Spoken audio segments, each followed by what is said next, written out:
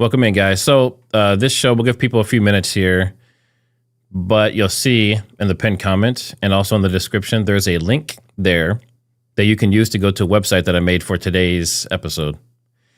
So basically what it is it takes all the warrants and all the maps and everything that I'm going to be using today and referencing, and it puts it into a website that you can follow along with. So if you have... I mean, you can do it on your phone too. Like I can watch YouTube on my phone and also open a web page. I don't know if you can do that on every phone.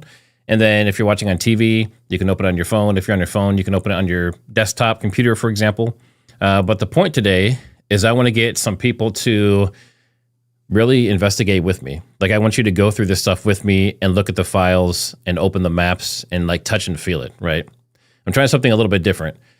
So for anyone that's coming in, go down to actually see... So if you look at the pinned comment or in the description of this video, and I'll put it into chat again, but take this link and go to that website. And what you're going to see is you're going to see this. Now, this website is something I threw together just for this stream today. And what it does is it takes all the different warrants and the maps and it puts them into links and things you can click and interact with. So if you want, like when we first start, you want to open the map. Here's the regular map. And then there's also the Google Earth 3D version. You want to open those. And then there's an entire archive. If you click that, this is from Andrea Burkhart. She's been collecting all the documents basically across the board. And here's all the PDFs. The ones we're going to use, though, that are already in the website are redacted, meaning like the personal phone number of Tyler, for example, won't be in there, and it highlights the important things. So I thought I'd clean it up a little bit. And as you go down through the sections, I'm just giving a quick overview. When you go down through these sections, so say, for example, if we want to look at the Losi pen for location number 4, you can click the highlight, and when you click it, it's going to open the PDFs. And on the side, there's this set of page numbers. You can also enter the page number here, but you'll see the yellow sections are the main areas that we'll be looking at, okay? And then you just back button and you get back to the site. And it's like that all the way throughout. There's also accordions that you can click, and it gives you some more detailed information on this. And this basically allows people to come in and kind of go through the timeline and review all of this stuff, okay? For anyone, Rusty says he wants his number. I mean, these are public. So if you really want it, you can just go to Andrea Burkhart's side and you can see everything. And then we're going to review the locations and the dumps, and we're going to go through basically all of the early warrants. And I try to make it so this won't be like a 4-hour long stream, and all the interactivity I thought would make it a little bit more exciting. So if you want to join that link, it is in the description and also in the pinned comment. And looks like some people are already there. Okay, cool. Very, very cool. All right. So what I'll do my little intro disclaimer, because we know how that goes. This is covering the 24 search warrants that dropped. This was earlier on in the case. There are some updates that I'll cover as well. The disclaimer is, the purpose of this stream is to review the publicly available warrants that were issued in the Charlie Kirk investigation. Nothing in this stream assumes guilt or wrongdoing. It is to go over the warrants exactly as they are presented. The results of these warrants do not represent my opinion, and any opinions I have, I will make note of at that time. And again, go to that website. I will paste it one more time before we start in chat. And you'll want to open this as a supplement. Yes, Amy, this link, let's see, let me pull this up. Yes, this link is going to be basically permanent. So as long as the case is ongoing and stuff, and I can keep adding to it and expanding on it. But this is like an actual website. So you can go here anytime and look this stuff up at your own leisure. So there's no time limit on this. So that should be good. That's funny. Yeah, so go ahead and check out that link, and then we will get started here in a second. And of course, welcome. Hit that like. The like is what pushes us out on YouTube. Make sure you subscribe if you're interested. If you are subscribed or thought you were, make sure you guys double check and make sure you still are, because many times, as we know, the platform will unsubscribe you against your will. And I went to Danks and Barron yesterday, and I was unsubscribed to both. So not good. Not a good thing to see, but that's what's going on. All right. Let's go ahead and get into it. 23 early search warrants from the first weeks after Charlie Kirk was shot are now sitting in public. Not commentary, but actual paper, PDFs. They go into Robinson's parents' house, the Twiggs condo in St. George, 2 hospitals, cell phones, Discord, a Dodge Challenger, Google, which there is something very, very interesting about Google that I found out doing this research that I think be good for people to know. And 3 other cell carriers, AT&T, and 2 others. One affidavit records Matthew Robinson, which is Tyler's father, telling agents that he pulled a concealed Smith & Wesson M&P 45 off of his son during a hug. Now, that hug was not with the father. The hug was with the mother. And we're going to get more into details with that. I believe Jesse on Fire covered it yesterday, and there's some people on X that covered it as well, but I'm going to give my take on it. And another warrant is the one that people are calling the September 8th Geofence. Hold that name loosely. That is something that we're going to differentiate. So a geofence is one very specific thing, and then a cell dump is something else. And I think people are kind of making them the same thing.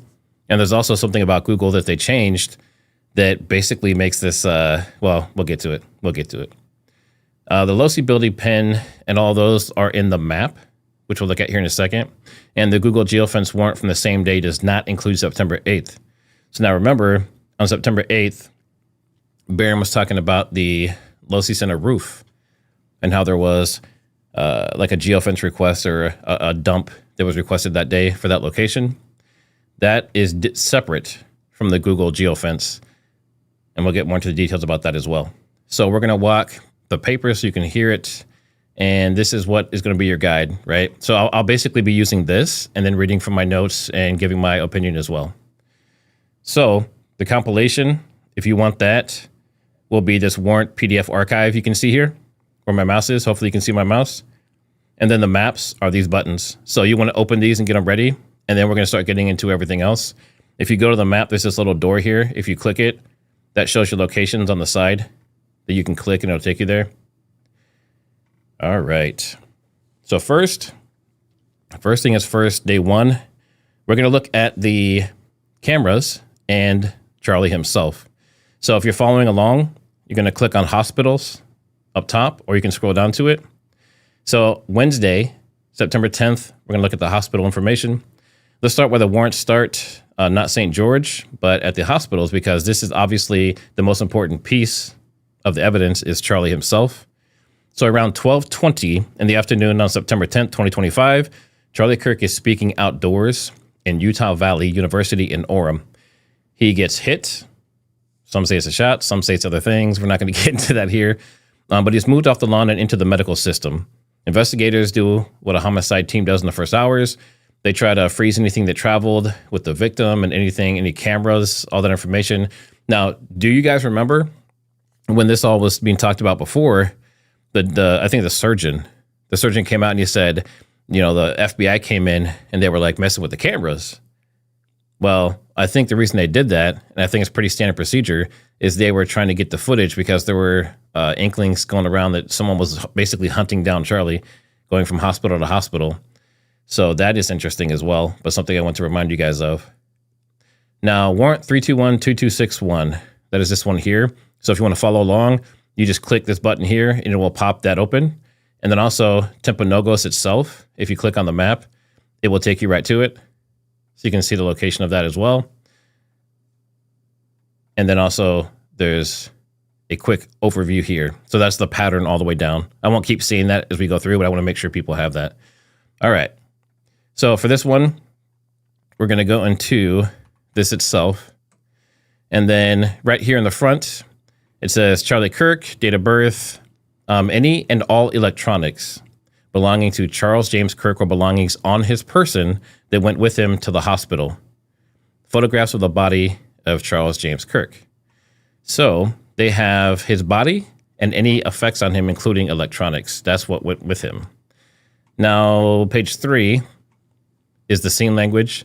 we won't go over this. This is kind of just saying, what happened. So I think this has been gone over a lot, but the takeaways I want to talk about is it says he was holding a microphone and speaking to the crowd. And obviously he had the Rode microphone.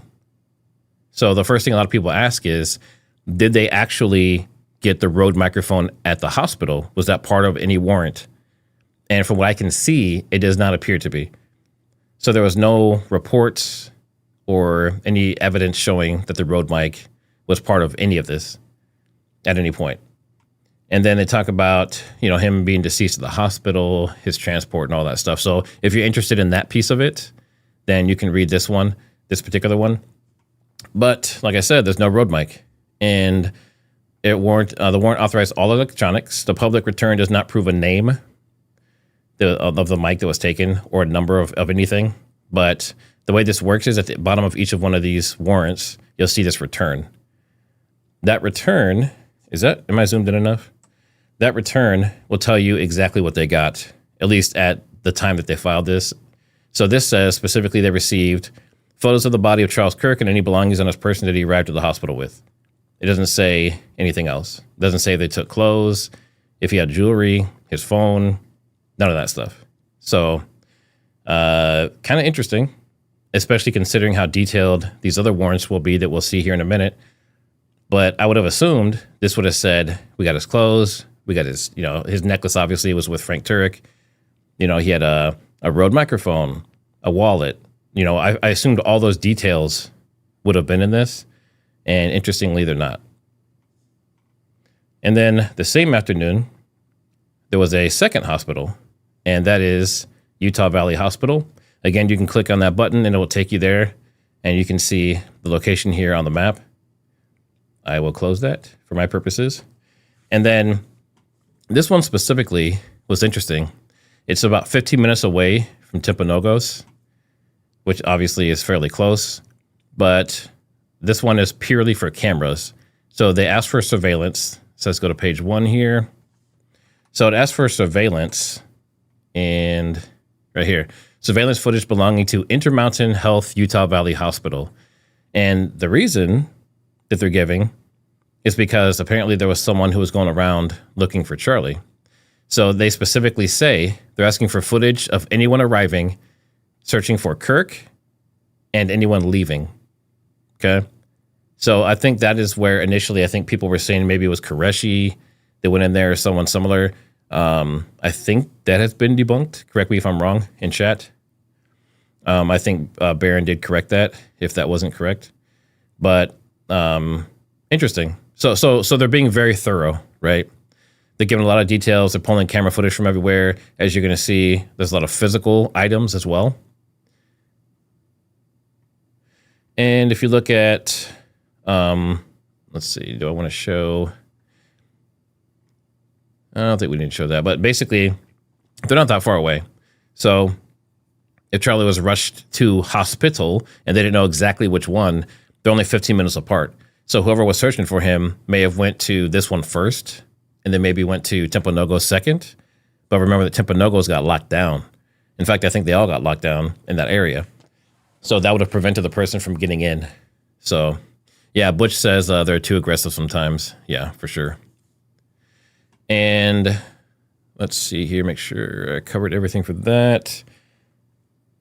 Body record. Yep. And then basically that's the beginning of the digital net is what they call it. So far, this has just been the basic stuff you would expect, right at the beginning. Hospitals, checking the body, kind of looking for maybe the suspect, right? That's kind of, and this was Wednesday. This was the day of. And obviously this was after he was shot. So this was after 12:23 p.m.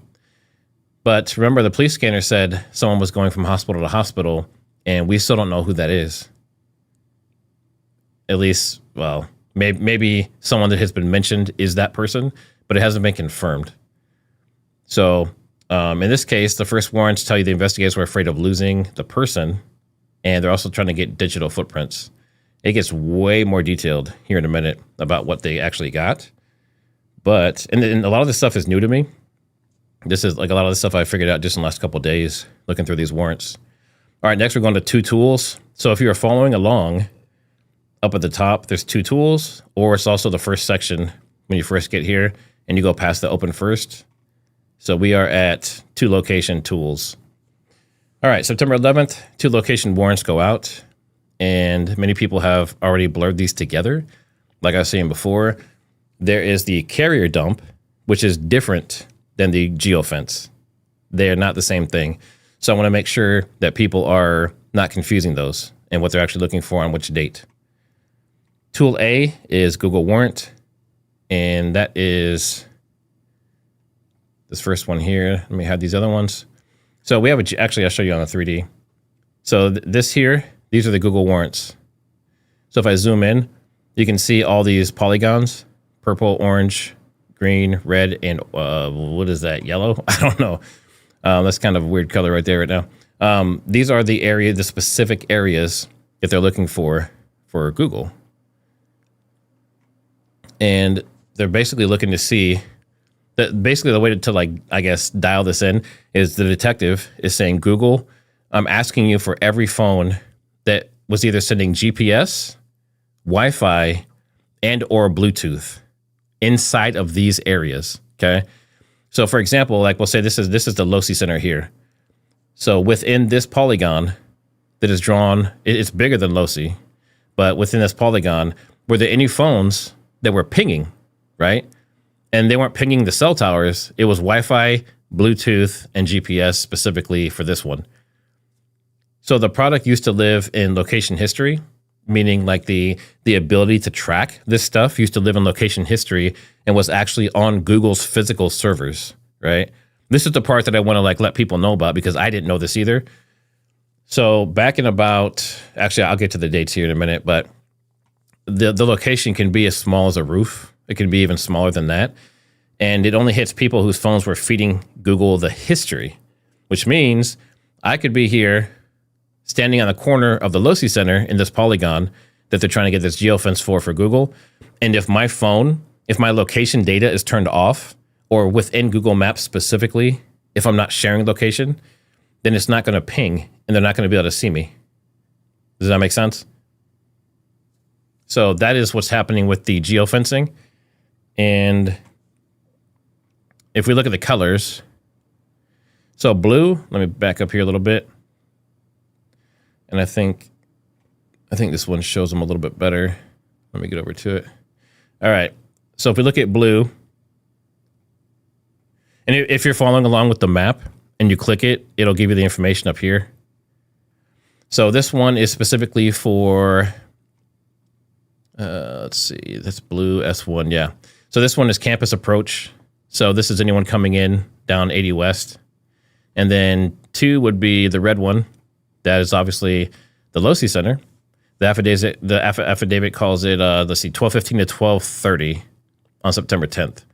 So that one is a small window. That's because it was 12:23 p.m. when Charlie was shot, Mountain Time there. So they're only looking for 15 minutes, which is also interesting because on the 8th of September, 2 days before Charlie was shot, in the same general location, it's actually bigger than this, but we'll see here in a minute, they were also looking for 15 minutes. So it's interesting. That's pretty specific. Maybe that's as specific as they can get, those 15-minute blocks. But the red polygon is sitting on the International Student Missions and Applied Engineering. You can see Campus Drive and all that stuff. Chick-fil-A is right here. So Chick-fil-A is right there, if you're wondering. A lot of people have talked about him going to eat at Chick-fil-A. So, and the courtyard, to put it all in perspective, the courtyard's down here. So the courtyard is this, home plate looking thing. Chick-fil-A's there, and then we have the LoSi Center there. So they're all pretty central to that area. And then green polygon is the lot. So this would be the parking lot area. And they draw it bigger, as we're going to see, up to like a third of a mile for each one, which is crazy. And then we have 4, which is orange. So these are the neighborhood. So you'll see this is the entrance to this neighborhood. And then this is another entrance. So they're trying to cover all their bases. So they want to catch whatever geofencing specific things they're looking for. They want to catch on the way into campus moving through campus, the parking lot, the Losi Center, and Campus Drive, and then also on the way out.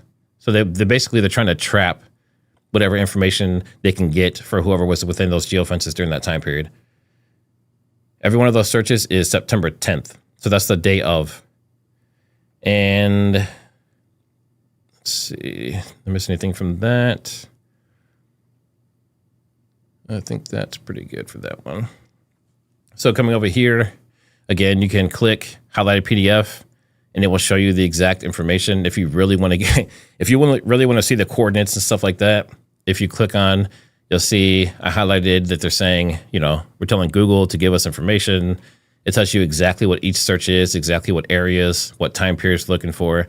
Obviously, I'm not going to read all that. It's pretty boring. But if you're interested in that, that's where you'll find it. But we're going to get to it here in a minute. The return, again, every warrant has a return. So at the bottom of this, we see this return, and look what it says. I'm going to zoom in so you can see this. No data. No data was stored by Google. What does that mean? What does that mean? No data. It means that they don't have any information from any of those geolocations, which is interesting, considering there were probably a lot of people in those areas. So I don't know if that is, you know, some people think that might be sketchy, but they did change the way they do geofencing on the different devices. So, and I think we're talking about that here. Yeah, we'll talk about that here in a second. Now, the officers was swearing that in the public packet, Google did not hand over a stored list of device IDs for Wednesday. So for all these boxes, Google said they had no stored data, and they gave no information about device IDs. So when you see movies and they're saying, oh yeah, like we'll just trace them by their phone. You know, we'll just follow them around on their phone and we'll know exactly where they're at. Apparently not. At least not in this case. And I don't know if it's because of the campus area. I'm not sure exactly if, you know, there's some kind of like geofence rejection or something there. But it's weird. Like I thought it was very strange when I saw this. But that's where we're at. And Google told the court they don't have any location history sitting on their servers. And what that means is now the location data, let's see, let me zoom in a little bit here. The location data is now, it's actually on your phone if you have an Android device. So if you have a Google phone, it used to be, and I think iPhones might still be this way, I have to double check, but it used to be that your phone would ping and send information out, and then it would be stored on their servers. So if there was a warrant or someone was out to, you know, if the police were out to get somebody or the FBI, they could go to these, you know, to Google or, you know, back in the day, I don't know, what was dial-up? What was that? You Got Mail. Like those companies back then, Netscape, they would go to them for everything. But now it lives on the phone. So that means that for any Android phones or Google Maps and Google Apps on phones, which I think is regardless of type of phone, that information lives on the phone. So you have to physically have the phone to get that information of the geofencing, to know where they were at and locations and all that stuff, which that was interesting to me. I did not expect that. So that kind of blew my mind a little bit, to be honest. All right. And just real quick, make sure you guys hit that like, subscribe if you're interested. I appreciate everyone being here. I know you're missing Candace and Baron right now, but they're probably out doing good things for humanity. So we'll show them some love, but let's get back into it. Now, we know that the information doesn't sit on the servers. So this is not saying that the campus was empty, obviously. It's not a statement that a particular phone was off, right? So this does not mean that if Tyler or Lance was there, that they shut the device off. It's not a statement that the carrier records, their iPhones, his Challenger campus cameras do not exist. Those are actually in other warrants and other files. So we're going to get to that here in a minute. But officially, in 2024 and 2025, Google moved the timeline off of its servers and onto the phone. The Solicitor General later told court, it's called Sensor Vault, apparently, that history was gone by the end of July 2025.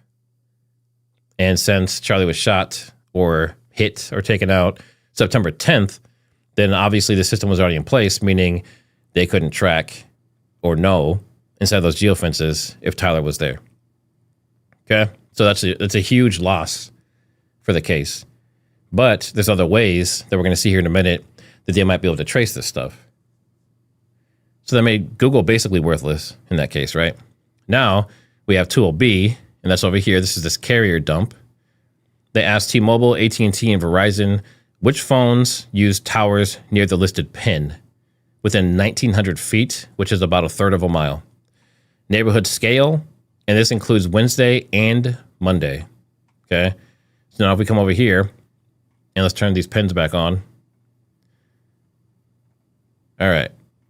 So these huge circles you're seeing here, these are about 1/3 of a mile each, 1,900 feet. And what they did is they said any phones that were within these circles during certain time periods. So for this one, for T-Mobile and its brands, AT&T and its brands, and Verizon and its brands, which also includes like prepaid. This is a tower dump plus a distance filter. The ask is, which phones on your network use towers serving these pens? And for specialized slices, it was 1/3 of a mile. A 1,900-foot ring is not for, like, this specifically for LoSi here, right? Like this red polygon behind here, that's for the LoSi center. So there's a pin there, but the pin is central over this huge area. So they weren't trying to see, was there specifically someone on this roof? They're trying to see, was there someone within 1/3 of a mile of, within this area, and who was in there? That's basically what's trying to figure out. Let's see. Docinia says, Nightbot's going cray-cray. Is it? Give me 1 second here. Let me look at Nightbot. I just want to make sure there's not something funky going on with the settings or something. Let's see. Moderation. Yeah, it's only, oh, I think I see. Okay. Let me know if it's better now. Like in the next 5 minutes. Let me know if it's improved. It was looking at repetition. So if you put if you put 3 emojis in a row or something like that, it might actually ding you. And I apologize for that. I don't know why that was set. All right. So looking at this, this is all a carrier return, like I was saying. So if we go to the PDF and we look at this, we can see, let me zoom in. All right. So we see T-Mobile, we see AT&T, and we see Verizon. And all these redacted boxes, most of these are phone numbers. So that could be, Tyler, Lance, the parents, whoever it may be. Obviously, I didn't want to show any of that stuff, and YouTube doesn't like that. So, but there's, from these dumps, this is another issue. Remember the Geofence, this Google Geofence did not have any data. They didn't store any of it. And it's also now on the phones. Okay.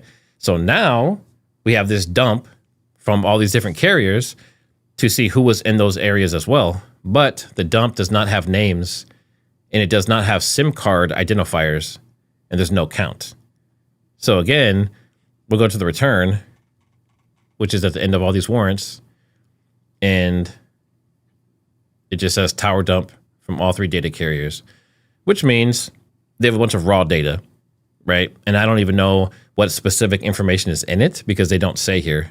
So far, there's still no identifying information for these phones.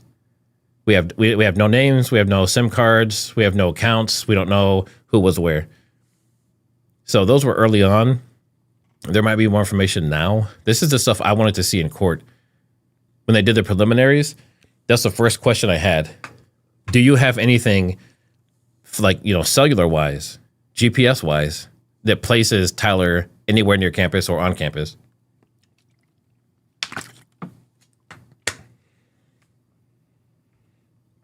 Someone asking about email. My email's down in the description. If you want to send me something, if you want to send somebody else something, then most of them have emails as well in their description, or you can get a hold of them on X. And I think X is probably better. Someone asked if are there timestamps. So as far as I can see, if you go through and you read through this, which I unfortunately did, the information, actually, it might tell us here at the very beginning. usually gives a detail. Let's see. Seek judicial entities. All right, here's what they're looking for. So to answer your question, probably.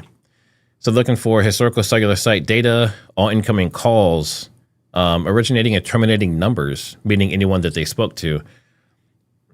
What else do we have? Cell site, let's see, numbers dialed. Yep, date, time, duration of the call right there. So that would be your timestamp. So this is what they requested. That doesn't mean that's what they got. It sounds like they got some BS and they're going to have to massage the data to try and get anything useful out of it. And I don't know if that's a normal practice. That's something I didn't get a chance to actually look into. So, but still interesting nonetheless. All right. So now the date was pulled to find people in the archive. Now Monday was the same exact circle. Okay. We'll go to the 3D. So Monday was this circle here. Now Monday was 2 days before Charlie Kirk was taken out. It was 2 days before the event. Okay. So why is that important? Well, Barron spoke about this a little bit before, but are they aware of someone being there that they're trying to get a hold of or track? Are they trying to see if like allegedly Tyler was there? Or are they just trying to, did they know that someone was on the roof? Because I'm sure if the cameras are the way they are said to be and they're set up the way they are, they should be able to see people at night too. Like even my just basic, front door camera that I have that's in the doorbell has night vision, right? So I know that their campus cameras have to have night vision, or at least like lights on the roof and the camera seeing it. So they probably know someone was up there. And you'll see in some of these warrants, that's what it says. Not for this specific day, but for the other ones, it says the UVU campus cameras caught someone on the roof, and that's why they wanted, to seize that video. Let's see. 2 and 4. Yep. All right.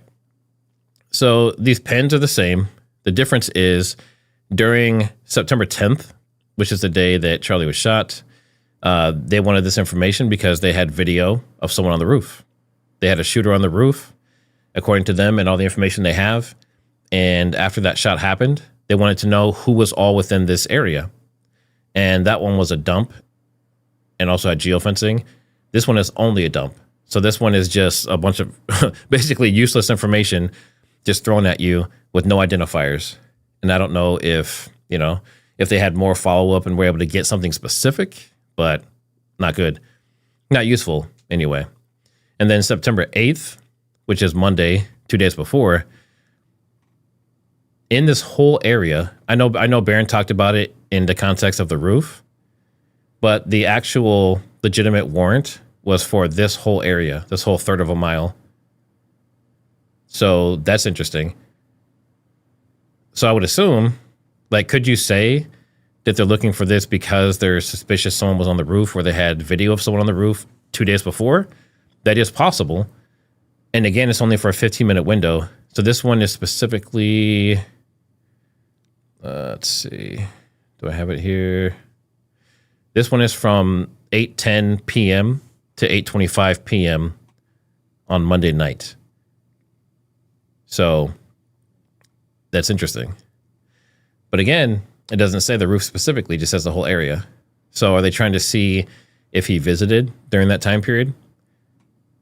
And even more interestingly, was he specifically or someone else tracing, were they specifically on the roof, scouting ahead of time? The reason I think this is interesting is because how would you know where Charlie's going to be? They have a couple different courtyards, right? It's crazy.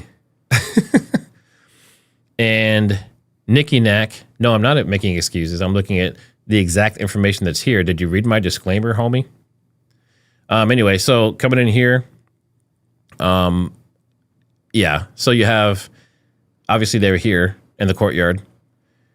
The resolution on this is great. I don't use Google Earth that much. Anyway, so you have the courtyard here, and then coming up from the courtyard, you have the loci. How would the person know 2 days ahead of time that this is exactly where Charlie was going to be? Right? Because what if they knew just generically that Charlie would be in the courtyard? Okay, he could have been set up over here. He could have been set up on this side where the other tent was, right? Or here. So how did this person know if the person was on the roof and if they saw them during this time period? How would they have known he was there? I want to know that information too. I want to know from UVU, was it made public that he would be specifically in that spot in the courtyard ahead of time? And that was in one of the warrants as well. They were asking, you know, at what point did they announce when and where it was going to be? Let's see. Doom, doom, doom, doom, doom, doom, doom, doom. I just made that song up. It's copywritten. So, yeah, we got that. We got that. We have the neighborhood. All right. So, yeah, 15-minute window, and that was Monday night, 8:10 to 8:25. And the footage or whatever they're looking for during this time period, we don't know if there was something illegal done. We don't know if it's related to the Charlie Kirk situation at all, technically. But it's interesting that it's the same exact data dump as a few days later. So that's, I don't know. I have a lot of questions about that. Let's see. The public PDF doesn't print which devices. So from all this information, all of the geofencing, all of the data dumps from Monday and Wednesday, nothing useful came out of it that we know of or that's shown in these warrants. They don't show which devices, how many there were, any identifiers with their SIM cards, none of that stuff. And then it says the carriers, basically nothing useful, which is, you know, interesting. And then the affidavit narrative walks the September 10th shooting and the need to identify devices near the suspect's location before, during, and after the homicide. And there's a public text that is going back and forth between Lance and Tyler, and also the Discord messages, and nothing in there that I can find, correct me if I'm wrong, nothing in there mentions anything about September 8th or scouting or anything like that. So that's interesting. There's no named witnesses. There's no campus trespassing logs, right? Which is kind of interesting. You would think if somebody was hanging out on campus, you know, up here doing who knows what, you know, if someone's in the middle of campus basically, and they come in here and they're on the roof hanging out and stuff like that, you would think that the cameras or security or someone else would have known about that. So, kind of interesting. Kind of interesting. And then we have investigators. They paid the judge to ask where the Losi Center, the warrant and location was for the night, and it doesn't show anything. So that was also dead end. And now this is the interesting part, to me anyway. So later, Verizon. Now, if you want to look at these, if you go to devices on that site, and for anyone that's new coming in here, there is a website, and I'll put it again in chat. There's a website that I'm using right now that I made specifically for this stream. So I just put that in chat. So if you go to that website, it's also in the description and it's also in the pinned comment. But if you go there, then you can follow along. You can see the PDFs for the warrants and you can see the maps. And there's summaries of the information. All right. Yep. Yeah, exactly. I see people referencing it. Awesome. All right. So later Verizon warrants, they pull the no numbers. Like I said, I redacted the numbers. But those are account pulls. That's different. So they're not location, like geofencing type stuff, because remember that was moved to the phones. But they involve their carrier accounts pulled directly, which means GPS location, data, texts, phone calls, any app information, you know, like the Discord apps and all of that. And that can be used with the carrier dumps to possibly place certain people at the scene at certain times. This would also have to assume that that phone is carried by that individual, meaning if Tyler's phone, for example, was pinged in those locations based on his specific carrier data pulled from Verizon, then they would also have to prove that he was the one with the phone, right? Does that make sense? All right. And those are in here. So we have the iPhones, Discord, Challenger, all that stuff. So this one specifically is 321-4411. Where are we at? 321-4411 Verizon. All right. And if you click these, they pop up. And on your phone, it might be interesting. But they're looking for all the information, all the customer information. They are looking for, and they give the specific number, but they summarize everything that happened. They say what they took, the information that they got. Baron covered a lot of that. But let's look at the return. So Verizon sent available records in response to the search warrant, including records request and SMS invoice. So that means they have all of his GPS location data, text, digital information, all that stuff is there. So when people were asking in court, like when we had preliminaries, people were like, well, do they even have this information? It looks like they do.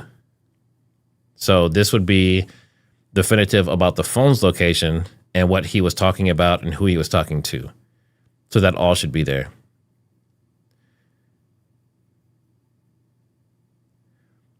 All right, thanks, Will. I see you. There is a lot of other information in here as well, like every little detail of everything they're claiming. So if you have time, like I said, this website's going to be staying up. But all the information about who spoke to who, what everyone said, all the text messages, all that information is in this website.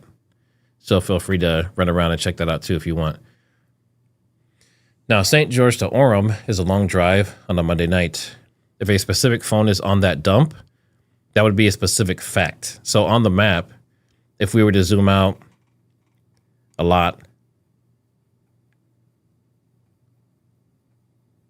so we're talking, 3.5 hours drive that would have been had, for Monday night.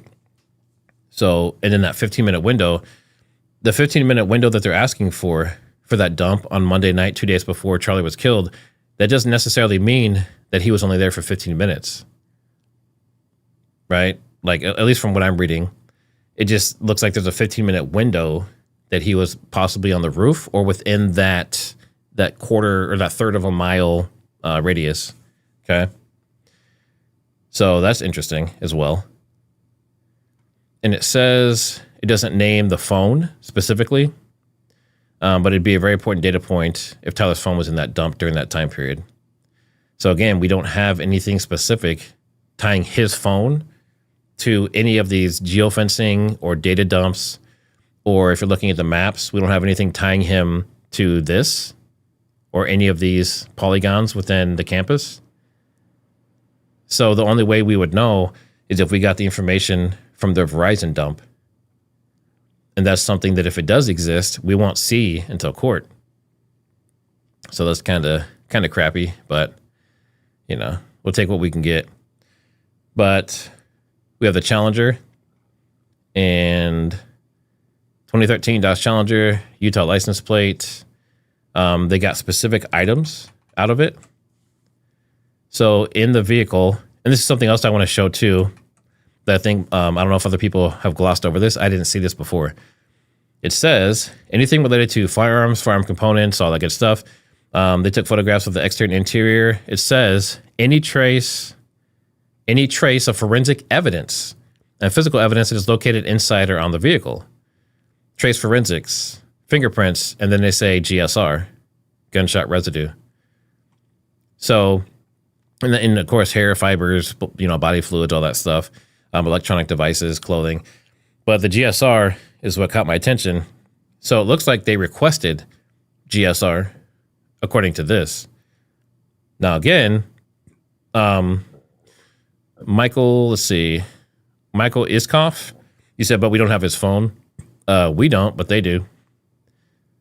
So the authorities, according to these warrants, they do have his phone, and they've already done a forensic, not wiping, but copying of it. So they have basically have a clone of his phone. And I think we'll get to that here in a minute. But this GSR thing looks like they requested it, or at least, that's something they're interested in. And then if we go to the return, which again is at the bottom of all these warrants, is actually what they actually got. This is what they got from it. The dash cam. So I don't know if that would have been running. A lot of times these happen when there's an accident or something, but we'll see. And then there's a water bottle, wireless adapter, water bottle with a lid, There's shorts. There's a pass for Dixie Tech, which I believe is where he was, taking classes, whatever it may be. They got 2 swabs of the door handles on the front, 2 swabs of the door handles. Let's see. Yeah, so both front door handles and then the steering wheel. So this right here, I'm curious. I know that they can do DNA testing with this. But did they also do GSR? That's an outstanding question. I really want to know. I want to know if they were actually able to get gunshot residue and if they can match that gunshot residue to either the ammo he was using that they found at his home or his, his shared residence with Lance, or if it matches any of the reloading ammo, specifically the gunpowder at his dad's house, because his dad had a reloading setup. So that's something I definitely want to figure out, because I think that'd be huge to know if there's any kind of a connection there. And then they have infotainment. I'll just go through these parts really quick. So in there they have the infotainment center, and they basically, of all these, they got like some forensics information off of them, like digitally. So the infotainment center in your vehicle, if you hook your phone up to it, and even some that have like OnStar, do they even have that anymore? I'm aging myself with OnStar, but based on that kind of stuff, they can trace your GPS location with that. They don't even necessarily need your phone or anything to be connected. So that is interesting. That is interesting. Yeah, someone's asking if he changed with shorts and all that stuff too. I mean, that could be part of the change of clothes that they're talking about or alleging. Moon Goddess says, can they actually do that? Can they match it? They can test both and look for the chemical compounds and things like that and match them, yes. Or get a percentage of a match, because that stuff degrades as well. Yeah. Yeah, Mr. PG Whitaker talking about how it deteriorates and that kind of stuff too. So it's possible. I mean, if they got like a, whatever percentage of match is good enough for them, that could maybe make it that way. But most of us are being tracked by our infotainment that's built into the vehicle, just so you know. We have the iPhone 14. And this one here, an iPhone 14 with serial number that. The phone is in a clear case made with OtterBox and a cracked screen. So I believe this is Lance's. And it looks for all the information off of it. It gets pretty detailed about what they're looking for. It talks about, Charlie again, talks about, it says Robinson appears to be manipulating his cell. Let's see, yeah. Robinson appears to be manipulating the cell phone with his hands, possibly texting. He eventually puts it in his right pants pocket using his right hand. And remember, that came up at one point. People were saying that maybe the person that was walking through the garage and all that stuff was left-handed. But then someone else found out later, I think it was Muppet Masher, that the footage was actually like flipped, like they mirrored it, which is also interesting. But when they flipped it, mirrored it, the timestamp was still normal.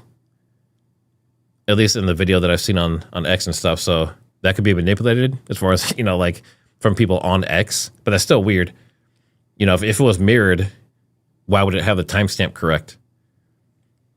I don't know. But there's little things like that that are making people question a lot of this stuff. But it talks about all the details of the courtyard and what happened. So, I mean, like I said, if you want to get into this stuff, it gets really detailed. This covers the things that were engraved, and all the details about the DNA techniques they used. It says that there was biological evidence left on the Losi Center, and that type of DNA evidence comes from skin cells, so it gets pretty detailed.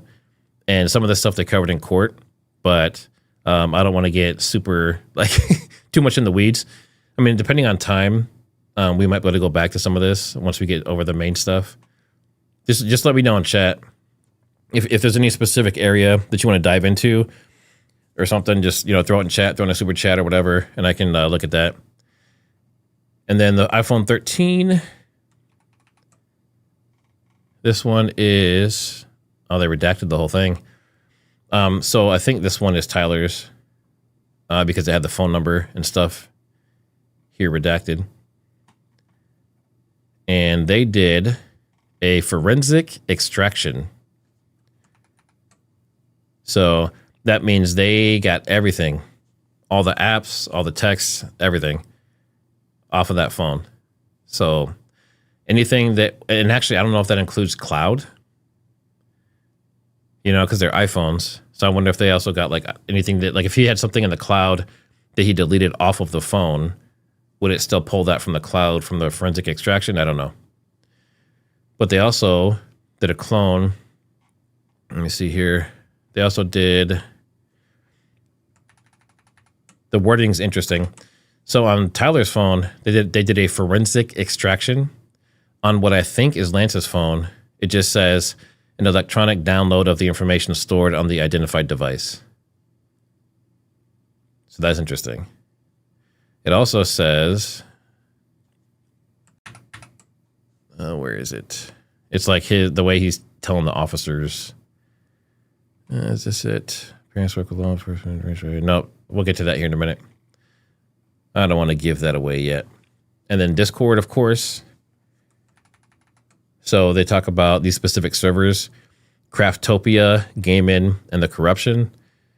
And then they ask for, all the names of everyone, all the messages that went through there, usernames, screen names, subscribers, phone numbers, email addresses associated with them. So I know some people were saying early on that maybe they weren't being thorough enough and they weren't investigating the Discord people. But according to this, it looks like they at least asked for the information. I don't know what they would have done with it. I don't know if they followed up on it at all. But it's interesting. It's interesting. And then we have, let's see. I'm trying to think if there's anything else that was interesting in this one. They have a lot of the same information in these, by the way. Like the storytelling of everything that happened and all that is kind of repeated in all of them. It's their way of justifying getting the warrant in the first place. But it says numerous files from Discord containing information that was requested in the search warrant. Last I'd heard, this hadn't gone through yet. Like the information didn't come, or all that stuff was wiped and they said they couldn't get it or something similar. But, we'll find out. We'll see what they have. And just real quick, September 1st, which is not too far away, I'm going to be doing the last preliminary hearing. So this is going to be the final arguments from defense, final arguments from prosecution, and, a word from the judge. I don't think the judge is going to make the final decision if it goes to trial that day, because that's not his pattern. He typically takes everything in and then, 2 days or a week later, he makes his decision. But we're going to be live. We're probably going to have a panel again, and it's going to be a surprise because I invited specific people, and I already have one. 2 others are interested. So you may have another situation where you have, a bunch of us creators in there together, and I'm guessing it's going to be, anywhere from like 4 to 8 hours, somewhere in that range, because they are actually doing arguments that day. It is not just purely, giving decisions and that kind of stuff. So, all right, so let's look at, we covered the carriers. Let's see. All right, 32511 warrant. So we need to go to, did I miss it? Oh, 3213511. Okay, 3213511, parents' house. Okay. Now the parents' house is on the map. I didn't want to, I don't want to like do doxing and that kind of stuff. So they are marked on the map. Let me get this angle here. It's kind of weird. Did I zoom out too far? I think I did. Or I hit them. What did I do? I did something. Am I doing a little mini Baron? Let me get these back on. Oh, because they're on the 2D. Okay. Down here, all the way down in the St. George area, we have, I'm not going to show the exact addresses here, but we have the parents and Lance and them's home. So this is their residence. So the stuff we're talking about now is there. So parents' house. we have Special Agent Cox interviews Matthew Robinson.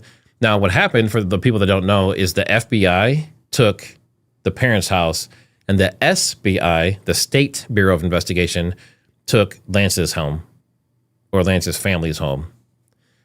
So I just want to make sure we have that distinction there.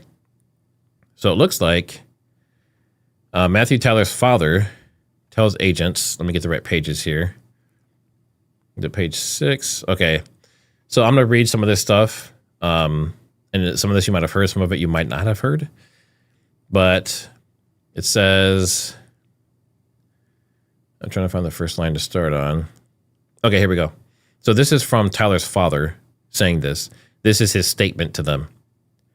Through my training and experience, it's common for young adults to keep and store belongings at the parents' home. Matthew reported that Robinson traveled to Matthew's home where he confronted Robinson. So he's just saying that Tyler came over. Tyler admitted to his parents that he had a pistol concealed on his person, but was not willing to give it to his father. His father then told agents that when Robinson was giving his mother a hug, actually, can I zoom in more on this? When he was giving his mother a hug, his father quickly pulled it away from Tyler. And that was a Smith & Wesson M&P 45. So that means that his father saw him hugging his mother and was like, I got to do this right now. Go. And he goes in and grabs a gun and disarms him. Now, this sounds crazy to a lot of people, but I was talking to Valhalla about this the other day because I'm a firearms instructor and he's done a ton of training with military and police. And he and I both have done that to people. And the reason we did it was because the person was either seemed like a danger to themselves or others. So we had to disarm them. Now, is it smart? I do not recommend it. I definitely do not recommend anyone to try to do something like that. It's very risky, right? But for example, like in my case, I was in a class with 12 other people that were training, and the person was being super careless with their gun. And it was a police officer, which was strangely enough, was like 25 years or something like that. But in that case, I had to protect the other 11 people. So I had to make a choice, like, do I let this person keep messing around and possibly shoot another student? Or do we disarm this person? So that's what we went with. Sometimes you got to make those choices. When I'm moving through here, his father had a room with multiple guns, right? They have a gun room. He was also reported that Tyler moved throughout the house freely, went to the kitchen, bedroom, exercise area, which used to be his room. He said that Tyler would have belongings in the house, and he would be in the house every week. So he was there regularly. And if you remember early on, I heard something where they said that the parents claimed that he was talking about Charlie Kirk and how hateful he was, and some other information around that type of stuff, right? Like kind of like politically charged anti-Charlie Kirk sentiment. I'd heard that somewhere. I didn't see it in this report, which I was expecting to see it in the this warrant. But if he's there every week, eating dinner or whatever it may be, it seems that it's possible. I mean, it's something, it's not proven based on what we're seeing here, but I remember hearing that early on. And then he says his dad gave him the rifle in January. So it's a newer gift from his grandfather. So I don't want to assume, but maybe the grandfather had already passed. But this is where he gave him that in January. So he only had it for a few months. And he says he also gave him 30-06 ammo, specifically for that gun. And then investigators reported seeing ammunition throughout the area from the gun room. There's also reloading equipment.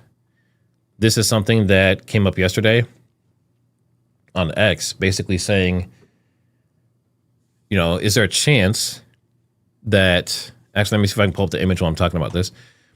The question was, is there a chance that there was reloaded ammo used in this situation if it was Tyler?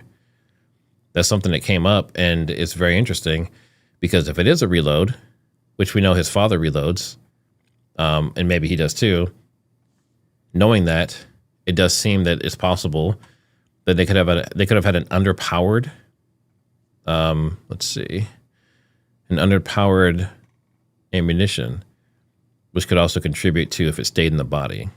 And again, I always look at, let's see, where is it? I'm trying to find the casings. Let's see, is this it? Okay, so can you see that casing? Yep, you can. All right. So you can see what's interesting about this is it says, this is the one that says notice whatever, like these sayings, but it's from the spent shell, right? So he's already shot and the casing's here. But the other one, which I don't know why I can't find it, there was one that was on top of a safe in a bedroom, like a third bedroom at their place. So it wasn't in Tyler's room and it wasn't in Lance's room, from what I can tell. But it had test round or test something on it. Where the hell is that? Is this it? I was screenshotting like crazy during that trial. I can't find it. Oh, wait, is this it? There we go. All right. This is what I was looking for. So if you look at this, see all these casings? So these are empty. And then this one is also empty, but it looks like it's been shot. And according to the warrants and the testimony, this one was shot. So best case scenario is you would not want to, at least I wouldn't, I would not want to be trying to carve into this casing with, with gunpowder and stuff in it. Because what if you go a little bit too deep and it sparks and blows up in your face? So best case scenario, I'm not saying to do this, I'm not giving you directions or instructions, but you would take the casing, you would carve it, and then you would build the cartridge. You'd put in the gunpowder and the bullet, and then you would have a finished product that you could use for whatever you're doing with it. But I found it interesting that these are all empty. So that kind of, that helps the idea that maybe it was a reload. Maybe he knew how to reload. I know I don't reload myself, but I know people that do, and they typically teach their kids.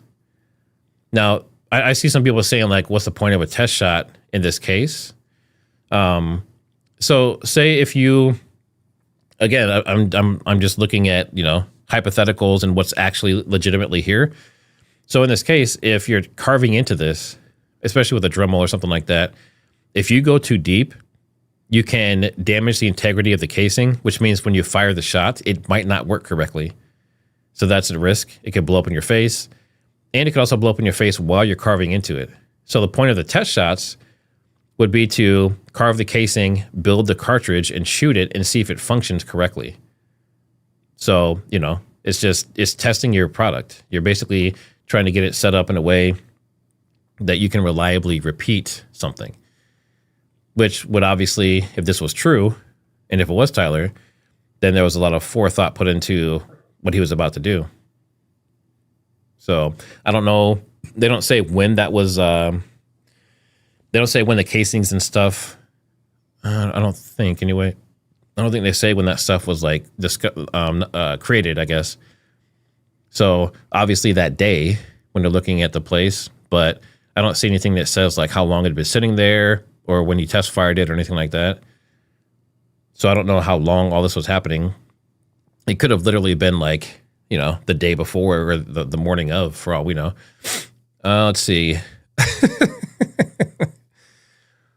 This is a yanking and banking of a podcast. I'll take it. Yeah, people are saying something about Nightbot. What happened to Nightbot? I might have to. I don't want to get rid of Nightbot. I mean, I have good mods like Locinia and the other people here, but I don't want to have to get rid of Nightbot if I don't have to, just because it's so useful. It catches like people that are cussing excessively and stuff like that. It takes care of it, so the mods don't have to deal with it. But if it's causing problems, I'll strongly consider getting rid of it. Just let me know. Just if it really is causing issues, you can send me an email or let me know in chat, and we'll go from there. But let's see. Yeah, and they say it here too. I know based on my training and experience that a safe time to engrave a bullet casing would be when there's no gunpowder or bullet in the casing. This could be done when reloading ammo. The father also reported that Tyler is free to come over anytime. And he also says that, let's see. It should be noted that Mike, who is the family friend, who is an ex-officer, that while he's talking to Robinson, the Robinson told him he disposed of clothing at various places along the way back home. So that is interesting. If that's true, then that means there should be that evidence. You know? So if he said, hey, Mr. Mitchell, you know, I went out and I left some at Dairy Queen. I left some at Panguitch. I left some in Tibet. He just had clothes spread around everywhere. You guys can go back and find it. You know, there's gunshot residue on it. Should be nice and easy. So that's interesting. I want to know where those clothes are. Were they mentioned? You know, we'll look at the return here in a second and see if they mentioned it. But they wanted to look at clothes, writings of interest. That kind of goes back to the Turkey Tom stuff where there was all the, I know it's controversial. People are like, oh, Turkey Tom is a Fed thing or whatever, but allegedly. But it's very interesting information.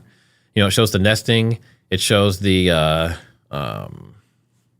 like the drawings, the art, the letters, you know, just the crazy stuff that was happening in Lance's household. And then, of course, they talk about, you know, the PVC and the pipe and all that stuff. You know, it doesn't say they were making devices for destruction of a large area. But if you look at PVC pipe, wire cutters, let's see, where is it? Raspberry Pi, computer chips, you know, all those things could be used to make, you know, undesirable items. So, damn it, I hate censorship on YouTube. Oh, I feel like I'm talking to like a baby. And you're not trying to, you know, like you're talking to like a super young child trying not to say bad words and stuff. It's horrible. But yeah, real quick, everyone that's here, this is a very involved stream. I haven't had a lot of time to, you know, check the chat and stuff like that. But yeah, put your questions there. You know, you can throw me super chats if you want to ask like bigger questions or whatever. If you have specific questions about these warrants, if you're following along, the link is in the pinned link or the pinned comment in chat. So feel free to go there and you can, you know, if you have questions about something or something you want to bring up, then put it in some messages and we'll see if we can get to that after. Now let's look at, let's see, I'll make sure I didn't forget anything about the father. Let's see. Yep, we covered that. We covered, so Lance Twiggs, Tyler specifically says in these warrants, he says to leave the room alone. He says the feds will search it top to bottom, keep my mom out of the wooden box for her sake. So what's in the wooden box? That's something that a couple of people have talked about. Now, you know, for his age, it could be adult material. It could be hopefully not something dumb like a diary, right? Like, I don't get diaries. This is like a stupid side tangent, but like you have these thoughts in your head that you want no one else to hear. Like it's so private that you only keep it to yourself and you write it on paper, right? Maybe it helps you, you know, as therapy or something else. But why would you put that out so people can see it later? Doesn't make any sense. I don't recommend them. But if it's therapeutic, maybe. But even then, burn it afterwards. So, yeah, the whole wooden box thing. I don't even know what it could be. Is it maybe is it a furry suit? I don't know. I have no idea. I don't know what. I don't know. We don't know how big the box is. You know, he says my wooden box. Is that like a trunk, or is it like a like a little box like women have for jewelry? I mean, I have no idea. No idea. All right, now let's look at the return of this to see what they actually got. All right, let me zoom in a little bit more. All right, this is what they got from the St. George home. This is where Lance Twiggs and Tyler were living. So it says Smith & Wesson M&P 45. They got a 10-round magazine with 1 ejected round, which is interesting. Does that mean they ejected it themselves, or does that mean that it was 1 short? I don't know what that means. I assume that means that they cleared the chamber. And then we have 30-06 brass. So again, 30-06 brass does not mean 30-06 bullets, like full cartridges. That means it's just the casing, right? So again, we go back to like, was this a reload? Or did he just grab, random brass casings from his dad's house to engrave and test on? I mean, we don't know.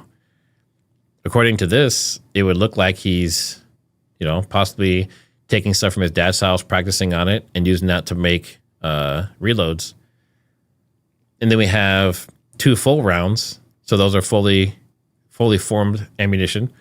Sunglasses, laptop, and 2 phones. iPhone SE, iPhone S. Did Tyler have 2 phones? Or is this one of each of theirs? I know one was the iPhone 14 and was the iPhone 13. And we know that because we have our devices here.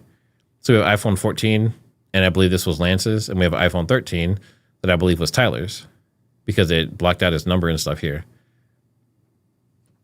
So that is interesting.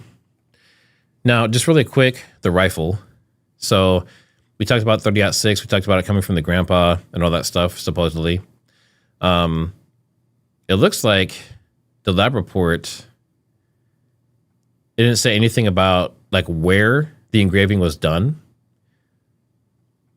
So I know they said that there was a Dremel, but it doesn't say anything about if it was done at his dad's house or if it was done at the house with Lance. So we don't really have anything defining that, which is interesting as well. And it said, let's see, we have to go to 321-3511. I think we covered. Oh, yeah. Okay. This next one is the surrender. 321-3511. So if you're looking for, if you go to the bottom of that webpage that I shared, just look for 321-3511. Where are you? 321-3511. Parents' house, page 5. All right. So we're looking on. Here we go. All right. This is the supposed surrender. That is so. I thought it'd be bigger on screen. Like, oh, okay, that's all right. Let's see. Yeah. September 11th, Sheriff Smith with the Utah County Sheriff's Office received a call. Let me make this a little bit smaller. Received a call at approximately 20:04 hours. That's 8:04 from Brixby, from the Washington County Sheriff's Office. They received a call from a former deputy who had previously been employed with the Sheriff's Office. Now, there was a lot of confusion early on of people basically saying that the officer initiated all this, okay? We're going to see here in a minute that that doesn't seem to be the case. The former deputy, identified as Mike Mitchell, explained that he had received a phone call from the father of Tyler Robinson. Mike Mitchell explained that Tyler confessed to his father that he was the shooter at the Utah Valley University. So according to this, it was the dad that initiated everything. It says the former deputy explained that he received a call from his dad. So it looks like the dad called Mitchell and then Mitchell called Brixby, according to this. Tyler's parents worked with law enforcement to arrange a way for Tyler to turn himself in without a confrontation with law enforcement. Mike Mitchell coordinated with law enforcement to have Tyler Robinson meet with law enforcement. This is also corroborated in a, let's see, where's the link at? I think it's right here. This is also on the Discord. Let's see, will that pull it up over here? I'm trying to, it's very difficult to navigate all this and not do unsafe YouTube stuff because they don't want you showing certain things and saying certain things. So this is from the Discord servers. All right, so right here. Oh, it's so small on screen. Where'd you go? Oh, here we go. All right. This is from the Discord warrants as well. This is one of the texts, I guess, or messages. It says, I'm surrendering through a sheriff friend in a few moments. Tyler said that at 7:57, and then he says, "Thanks to all the good times and laughs. You've been so amazing. Thank you for everything." So he said at 7:57, he sent this text out, and he says that he's surrendering through a sheriff friend. And then we come over here, and it says that Mike Mitchell coordinated with law enforcement to have Tyler come in. So those match, I guess, technically. All right. And he was accompanied by his parents. Looks like at 10:26 is when he arrived. He was not wearing clothing consistent with the clothing observed on surveillance footage, which means that he must have changed, obviously. And that's according to photos, but he was wearing a dark colored hat, a maroon colored t-shirt, jeans, and a white gray colored Converse style shoes. And the mother relayed to law enforcement that Tyler had expressed suicidal ideations. And the reason that's important is because we just heard a second ago that they were saying that the father was saying that he had a .45 and was refusing to give it to him, and the father took the gun from him. So that would, I guess, that would match technically. You know, I mean, the fact that he had the firearm does not mean that that was his plan, but the fact that he had the firearm and didn't want to give it up to his dad, according to these warrants, and the mother saying that he had those ideations, it would seem that that tracks.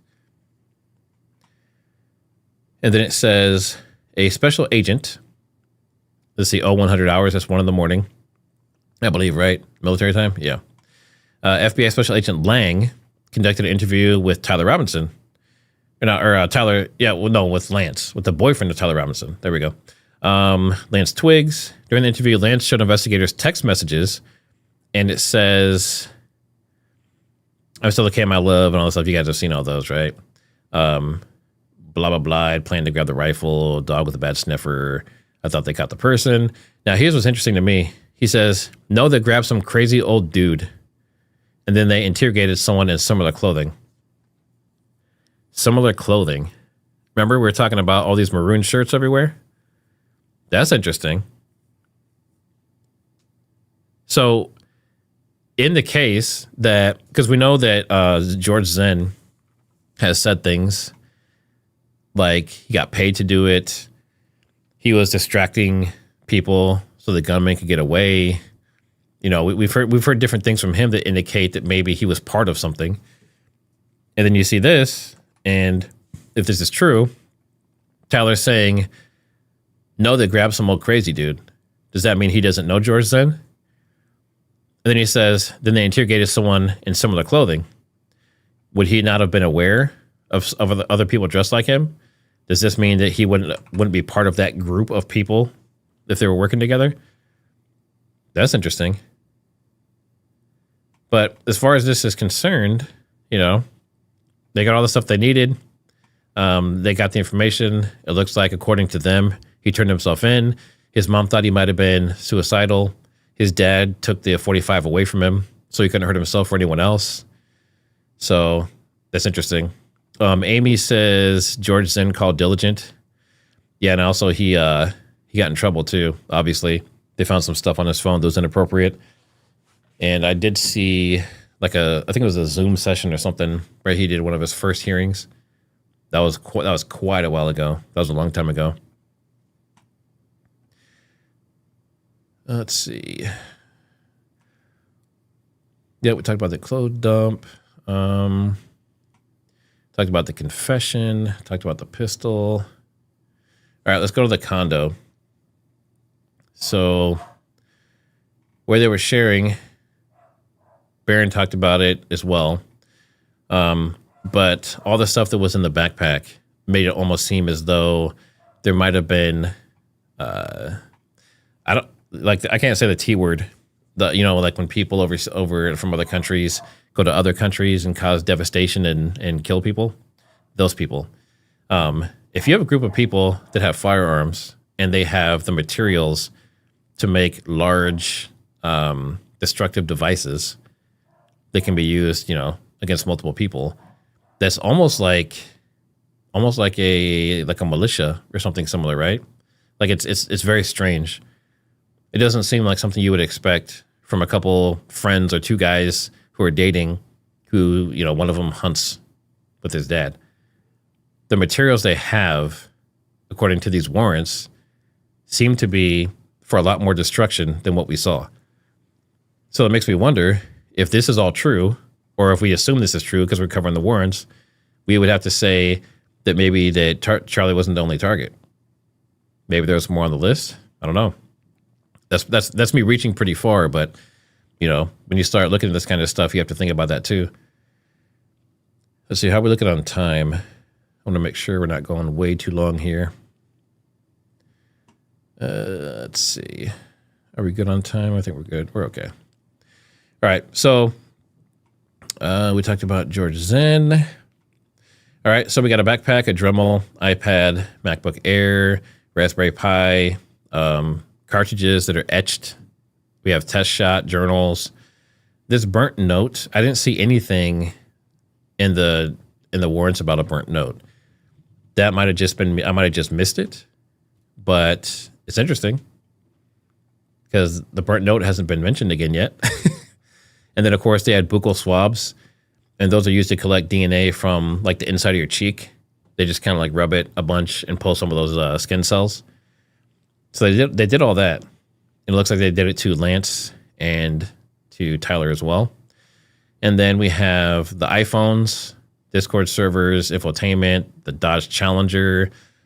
And again, I think with that Dodge Challenger, based on the way that was written, it almost makes you like, again, did they get the gunpowder, right?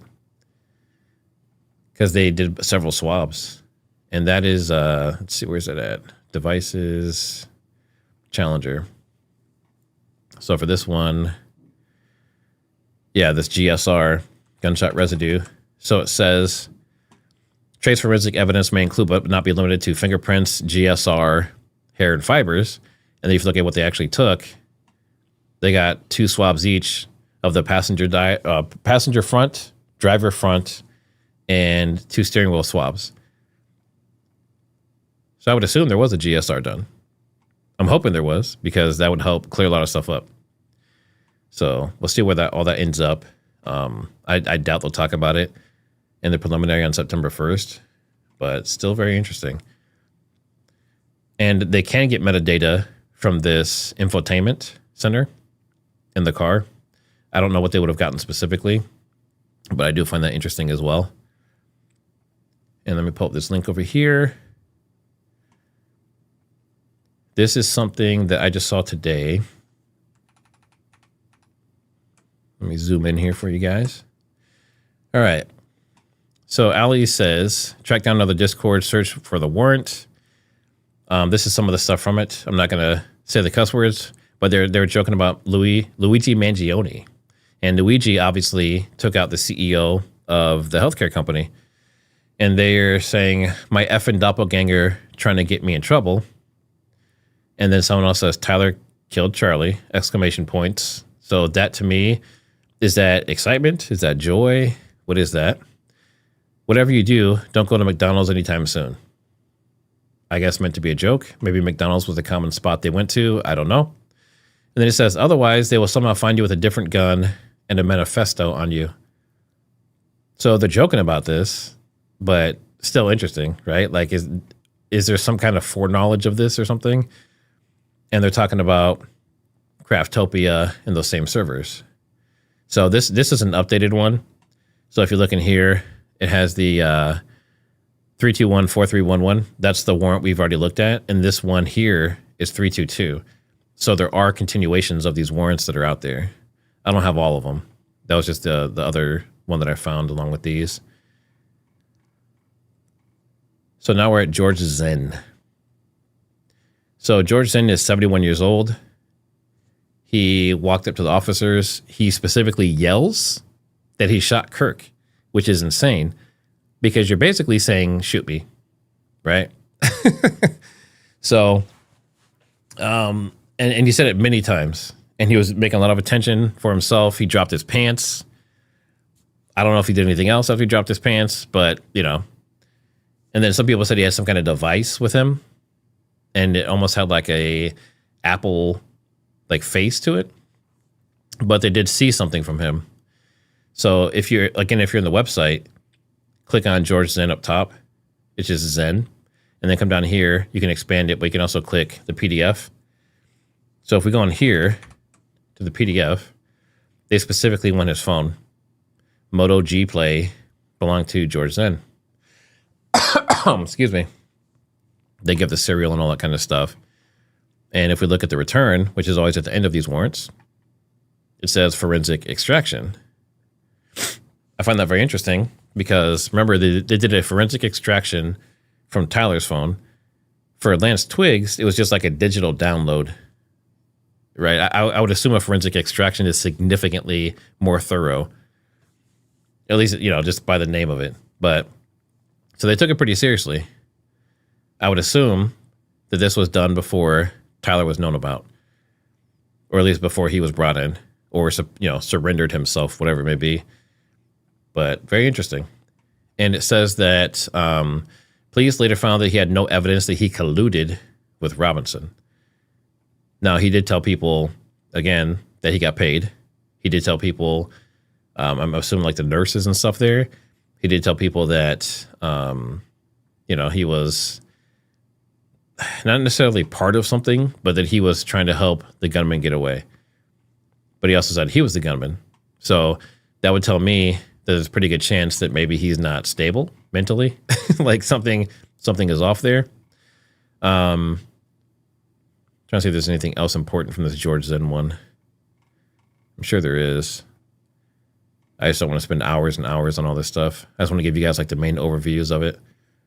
Let's see.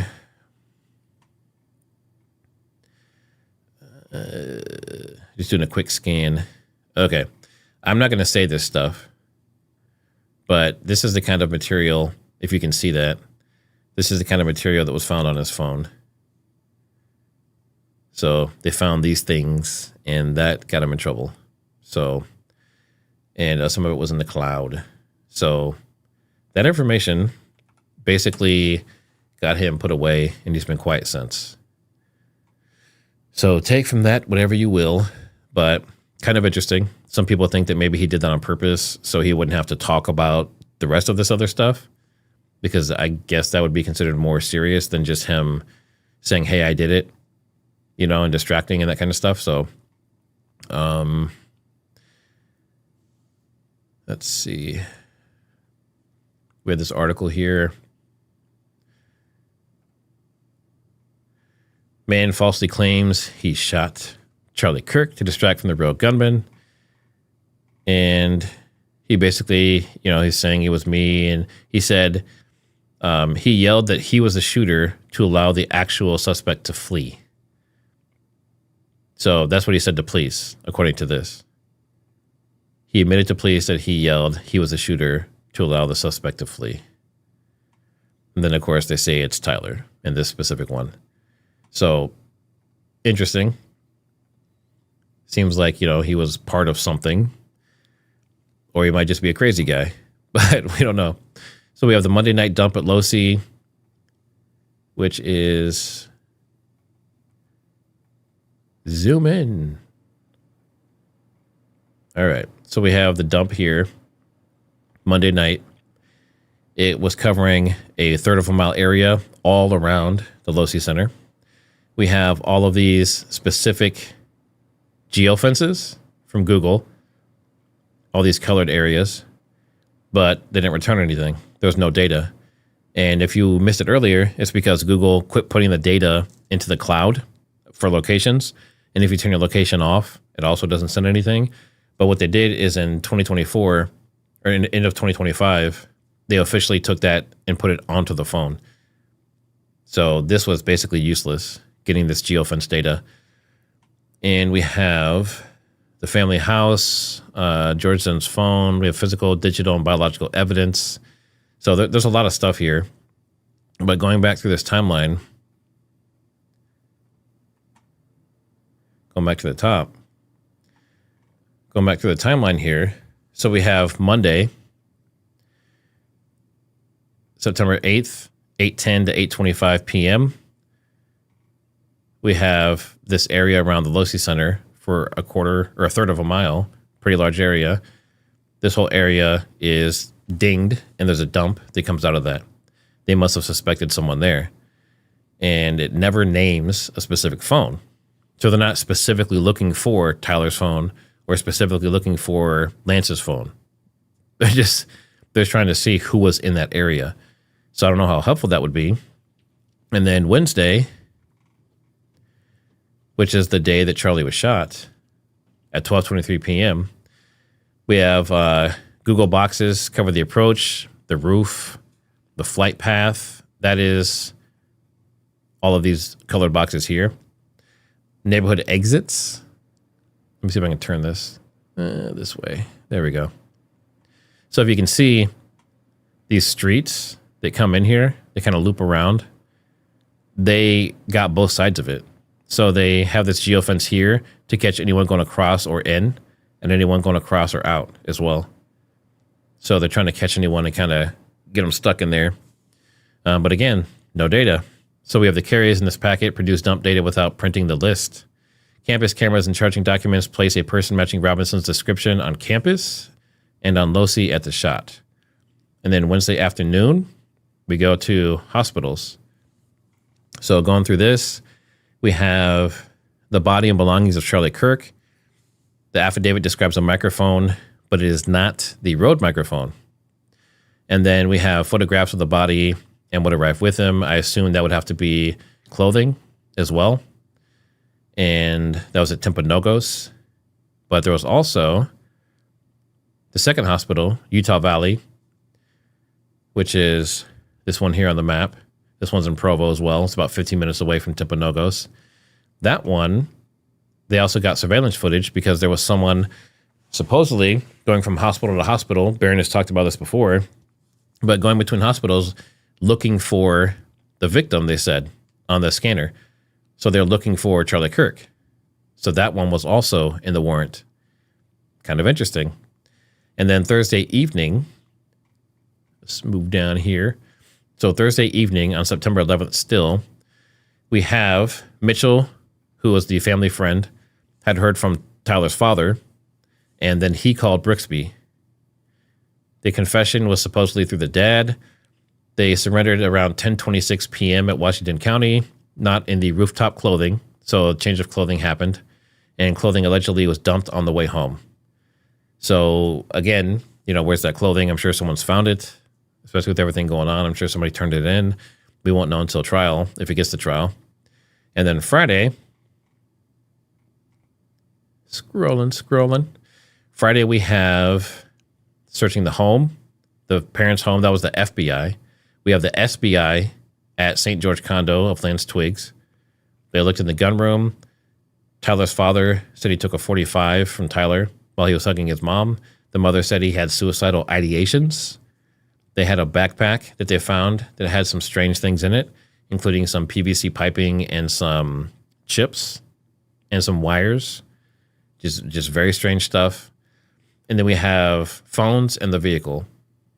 And then following, we have George Zinn. That was Monday for the warrant. And then we have the phone extractions and everything else. So there's a lot of information. So the September 8th dump, they asked for information in these here. Where are we at? There we are. So in the dump here, which is the yellow circle, they asked for anyone that was in that area during that time period, and they got a dump. I don't know if anything's useful. They said they didn't have identifying information. They didn't have SIM cards. They didn't have names. None of that stuff. So at least that stuff wasn't in the warrant. I don't know if they would put that in the warrant, to be honest, because that'd be doxing, hundreds or thousands of people. So maybe that's why it wasn't in there. But then we have, we got that. And then we have all these geofencing, all that stuff that happened, which basically turned up nothing, which I find very interesting. I always thought that would be like a surefire way. If you ever needed to track somebody as like a police officer, FBI, like if I want to catch this guy, all I have to do is geofence and track his phone and see if he's pinged any of these locations. Apparently that doesn't work anymore. So, or at least it doesn't work as you think it would. I'm sure they have other ways to do it. And then we have the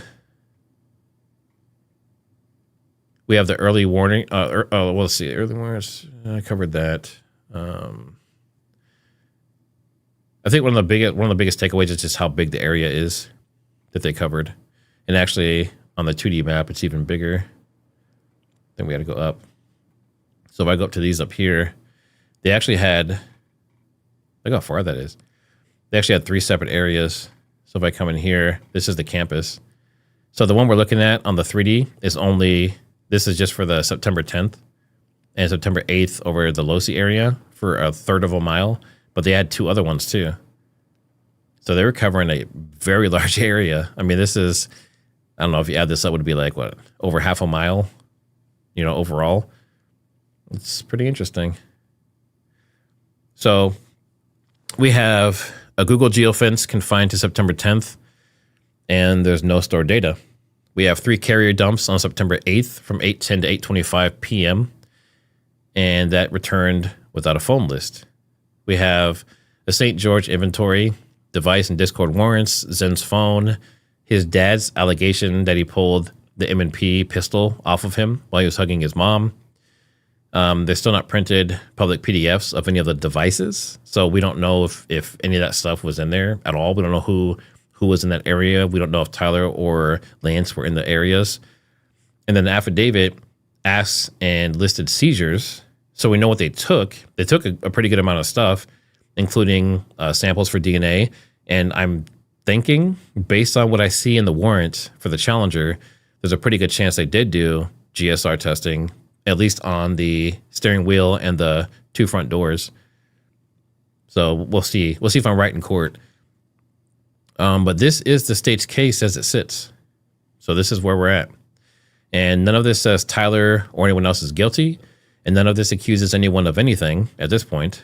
This was a rundown of the warrants I have access to, and they were issued for the Charlie Kirk case. So, again, for anyone who just got here, or anyone who is interested, I'll put it one more time. It is already in the pin chat, and it's in the description.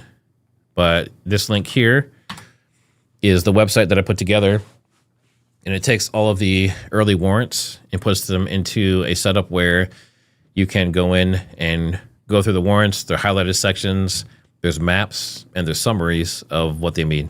So hopefully you guys enjoyed it. Yeah, someone said lots of paperwork doesn't equal a good investigation. Yeah, I mean, this is only as good as the people that were doing the investigation, and there can be mistakes made. I mean, even just in the ones we just looked at, there's typos, and stuff like that. So obviously it has human error. That's always going to be a thing. Let's see.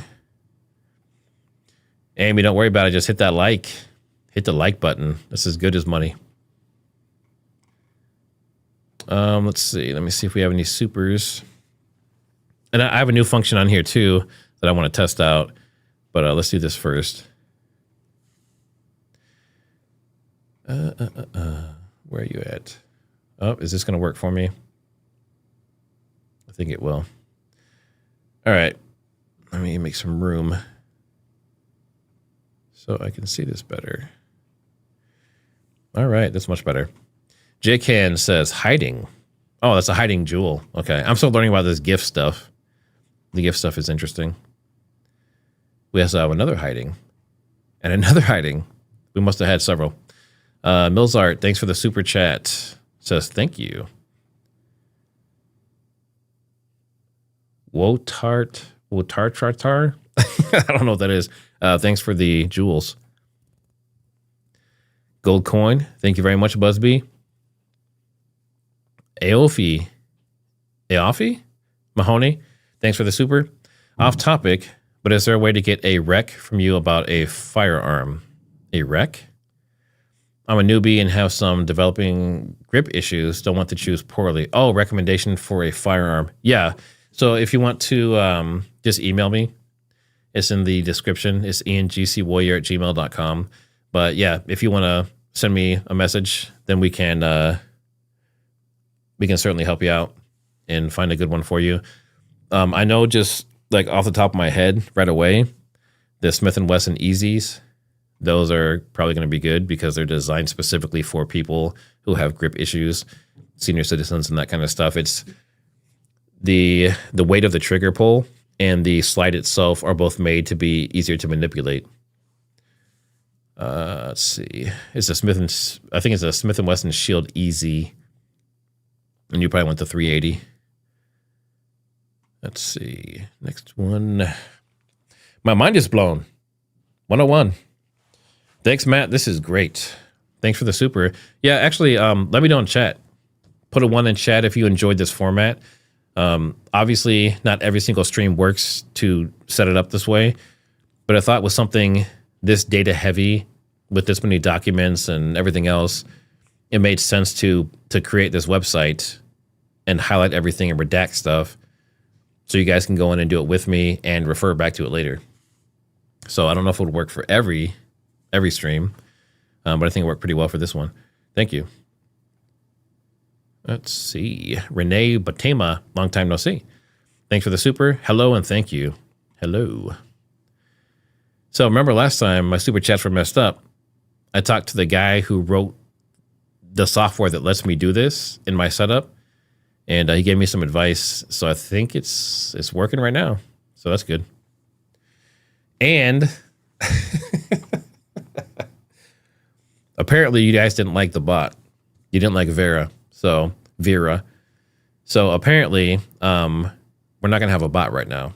I took a vote and it was like 70% did not like it. So I won't be doing that. Let's see, Greg Dahl, thanks for the super. I think that's the super sticker, if it looks like that. So thank you very much. 702, thanks for the jewels. Miss Shawnee, thanks for the jewels. M. Stokes, jewels, thank you very much. Jeffrey Tipton, thanks for the super chat. Where's the Rode mic? Any warrant related entry on that?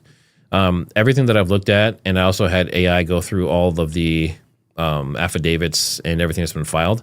I see nothing that addresses the Rode mic anywhere. So it doesn't talk about damage to it. It doesn't talk about if it's in possession of anyone. It's not mentioned at all. So the only thing that we know about it is what, like the allegations of the fact that maybe it got destroyed and like the glasses in the bottom of the vehicle and all that stuff, like the John Bray information. But I haven't seen anything yet that confirms any of that. So unfortunately, no. But if they were to come out, even if they came out today, right now, and they said, hey, look, do I have it? I don't have it with me. But if they said, hey, here's the Rode mic that he had on him, how would we know? We'd have to know the serial number of it. Well, basically that's all we'd have to know. But we would have to know what the serial number of it was before he had it on him, and have proof that that was the one on him, and have proof that it was still intact, and it would have to be the same serial number. Now, the serial number is just printed on it, or actually I don't know where it is on that. It has to be somewhere accessible. But in theory, if you were making them with like John's theory, you could just make two identical ones with the same serial number. And if one had something happen to it, you have another one, you can just say, oh, this is it. This is the Rode mic. So I don't really see how, even if they talk about it, I don't see how any of that stuff can be verified or validated. So kind of interesting. Granny Tater, thanks for the super chat. If he didn't do it, what was Baron talking about yesterday, that he'd probably get life and make a plea and may take a plea deal. Anyone else catch that on the live? So I think what's going on is, so people have been talking about alternative theories now for almost a year. It's been a good while. And I think it's gotten to the point where a lot of people are talking about if Tyler did it, then what does that mean? So I think that's where, like, if you listen closely to all the different creators, many of them will say at this point that they're open to the idea that Tyler did it if there's proof. So that's kind of been like the theme. And with me being neutral, I've been that way the whole time, but I've gotten a bunch of crap from a lot of people calling me like a Fed and that I flip-flopped and all this kind of stuff, but I've always had that mentality. But I would say if he said that, he's probably on the same page. You know, he's like, show me the proof, and I just want the truth. So that would seem to make sense. He's probably saying that he'd probably get life and take a plea deal if he's guilty. So, and it's interesting that there hasn't been a plea deal as well, because typically if someone is guilty and the defense knows they're guilty and all that kind of stuff, a plea deal is very likely by now, but there isn't one. So I did not catch it. I didn't see it, but thank you very much for sharing that. Let's see. How would Tyler already have known the police were interrogating people in the same clothes? I would assume that he would have to be connected pretty well with either someone on the ground. So he would have had to have had Lance or another friend or someone else if there was like a network of people, which we don't know that, feeding him information. There could also be just like us on X. I mean, information flies. There was video, there were interviews, and all that stuff were already happening right after. So there's a pretty good chance that he was just watching that information. You know, it may be Instagram, TikTok, you know. So I would say just the modern times we live in, information moves so fast, and everyone has a phone or a camera. So, I mean, that would make sense to me, but that's a good question, you know. How would he have already known the police were interrogating people?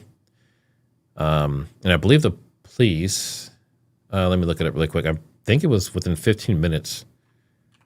SWAT and the police were there. Let's see, where's it at? How long did it take police to arrive at UVU for Charlie Kirk? It took, oh, they're looking. So we'll have to wait on that for a second. PKK, thanks for the jewels of hiding. And Paula KTB, thanks for the treat. I'll give it to, my dog's name is Brownie. I'll give it to Brownie. All right, let's see, official timeline.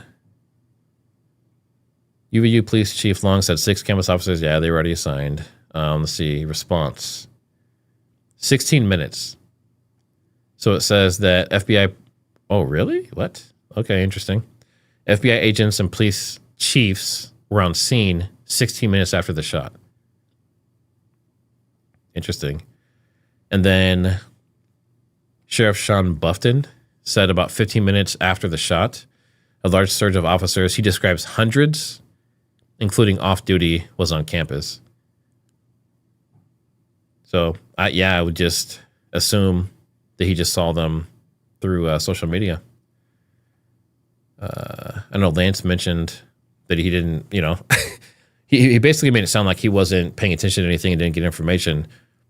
But then he knew that, like, they hadn't caught the person yet or something like that. And obviously he'd only know that if he was looking at social media or reading the news or whatever online. So that's interesting. Let's see. Thanks for the gold coins. Nikki Accord.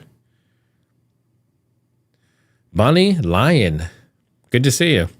Thank you for your hard work. Always enjoy your lives. Thanks for that super chat.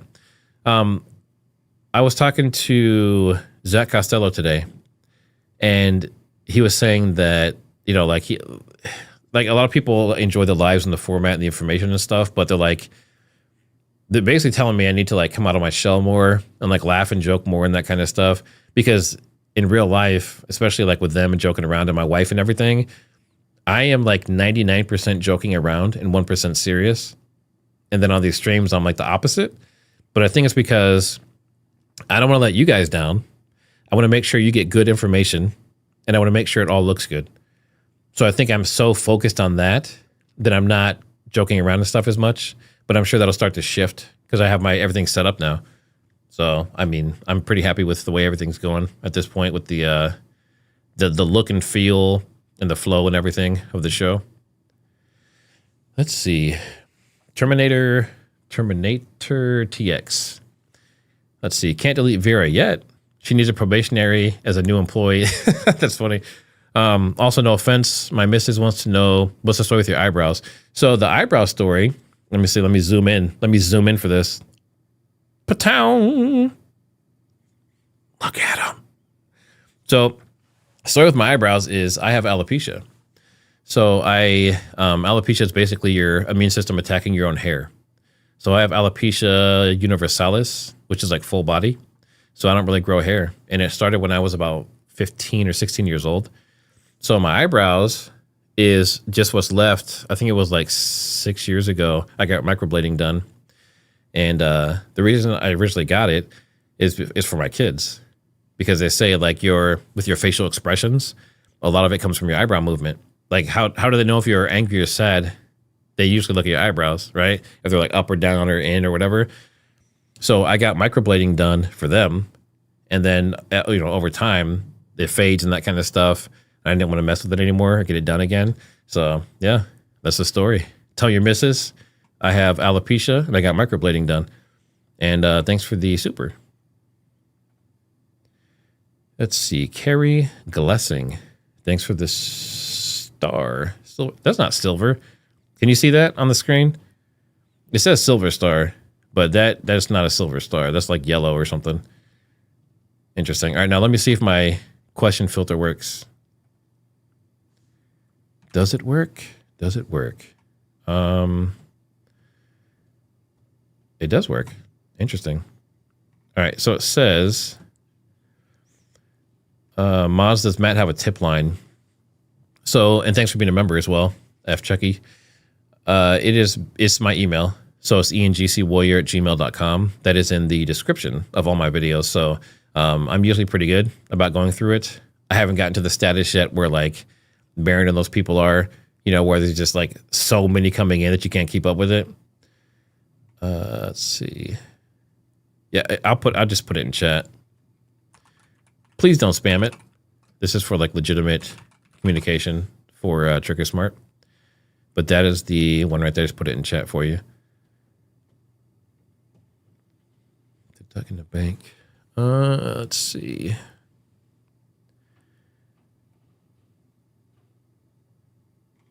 I'm just looking through questions here.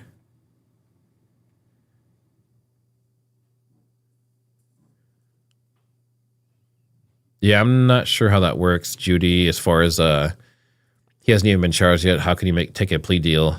I don't know if, let me see if you have to be.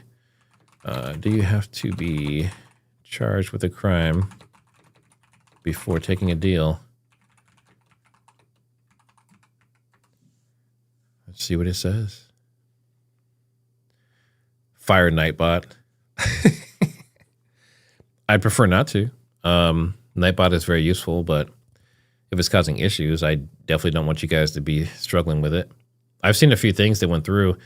Someone said something like, it was like a compliment. It was like this stream is great and I appreciate you doing it. And then Nightbot like deleted it and like timed out the person. I was like, holy crap, what was that?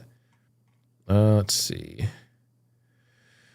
Okay, it says, no, you do not have to wait for an indictment or trial before negotiating, but you generally do need formal charges of some kind before you can actually enter a guilty plea in court. 2 different steps. Talks start before charges. The plea itself is to a charged crime. So right now he has been charged, right? Doesn't he have, 7? He has 7 different official charges. Obviously he's not guilty of them yet. But, so I think he could enter a plea at this point, based on what this is saying. So, yeah. Yeah, looks like it's legit, if he wanted to. Sup, Brenda Collins? How are you? How are you? I covered the email, covered that. I'm just looking back through you guys' questions here.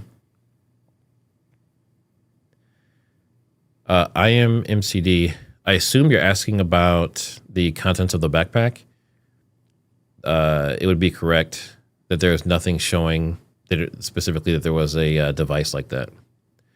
But there seemed to be stuff there that could be used that way. So we can't say definitively that they were making something. Someone making fun of Nightbot? Saying Nightbot's bald? If Nightbot was a person, I think it would be bald. I would have to agree with that.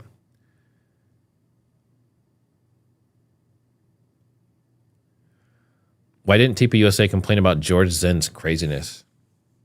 I don't think they ever made a statement about George Zinn. I don't know if they've mentioned him at all. That's a good point, actually. Granny Tater, thanks for the super. Let's see. FU from previous. B said there wasn't enough evidence to go to trial, but TR may take a plea to avoid death penalty. I understood him to say he'd get life for something else. Maybe I misunderstood. Okay.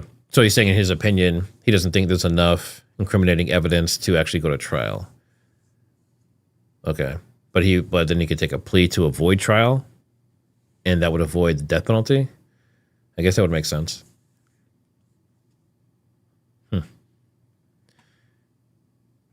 Yeah, I mean, I guess there's all kinds of loopholes. If you really wanted to, I mean, I know if it was me, I'd be trying to stay alive. You know, it's pretty important stuff. You know, if you have to choose life and death at such a young age.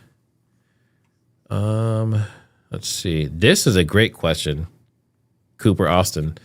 So this was one of my, and actually I didn't say this during the live stream, and I meant to. Did they find? First of all, is either Lance, because I know Lance has a past history of like black market estrogen, I guess, like black market hormones, drug usage, yeah, and other things.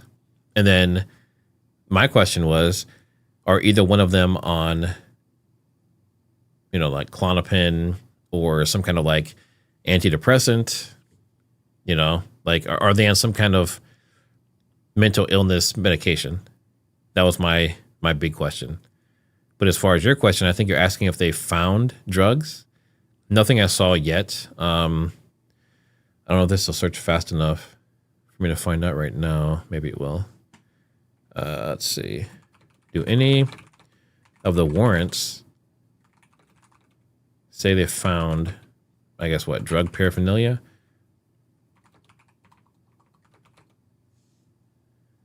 Where did you go? There we go.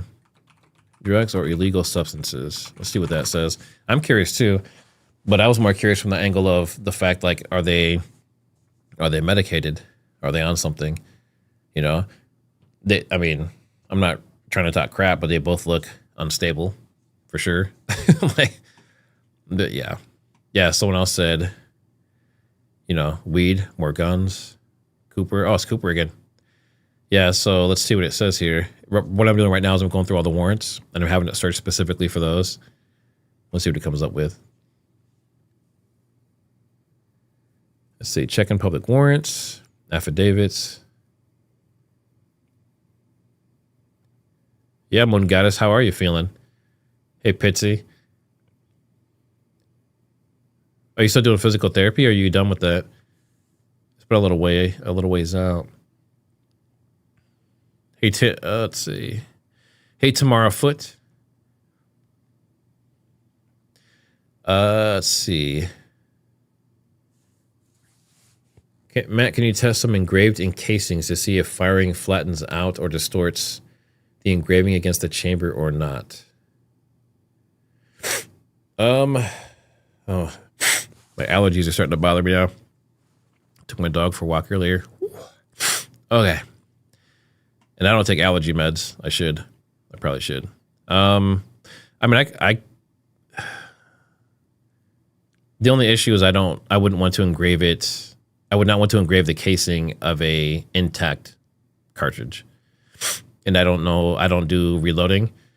And I don't think I know anyone that does. So I would have to find someone that can do reloading and then test all that out. But I have a feeling, I mean, the casing expands anyway inside the chamber. But I don't know if it would expand enough to do what you're saying.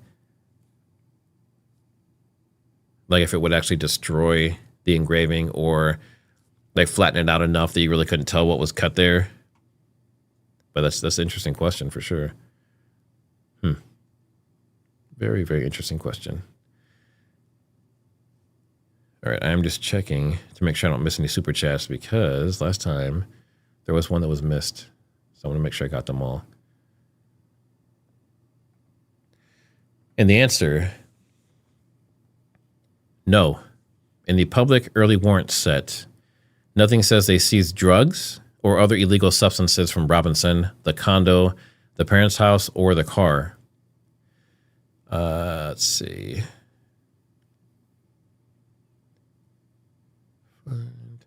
It says, oh, that's just for the officer.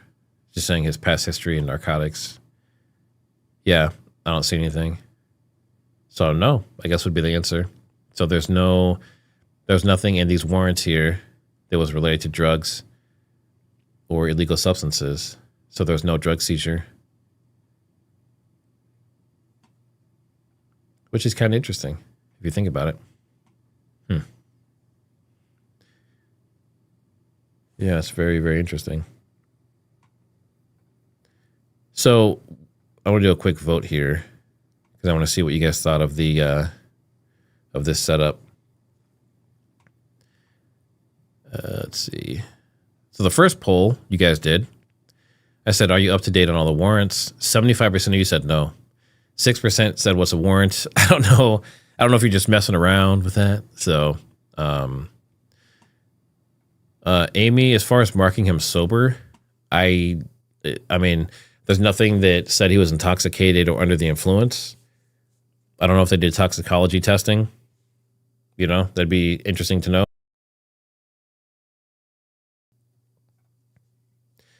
All right, so let me end this poll. It says, are you up to date? And new poll. All right. Do you like this format with resource materials? I guess we'll call it. Just curious what you guys think. Some people don't typically care one way or another about some of this stuff. And there it is. All right, now I see there's some new members, and I'm trying to find where you're at.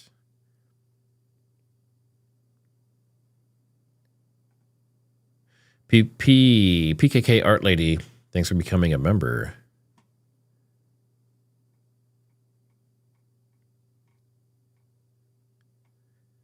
Basic Niche, how's it going? Donna Marie says she needs a membership. Actually, let me see if I have any of the ones I can give away.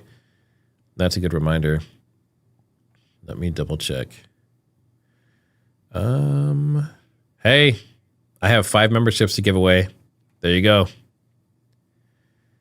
There you go. We get like 5 a month that we can give away. So, let's see. It looks like, oh, we have Mike Johnson gifted 5 TriggerSmart memberships. Thank you very much. That was very, very kind of you. And I just looked down and I'm like, am I muted? I don't think I am. Let's see. Yeah, make sure you guys show some love to Mike Johnson if he's still here. And my mind is blown. Gifted 5 memberships. Thank you very much.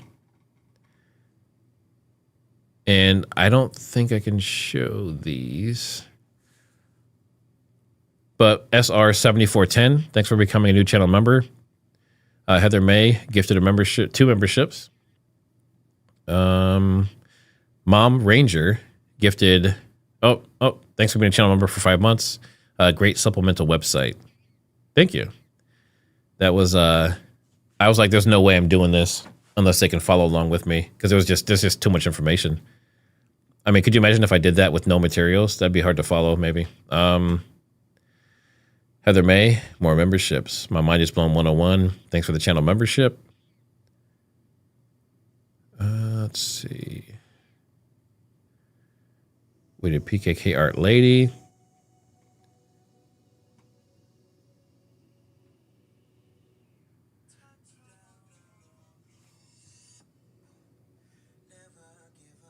What is that?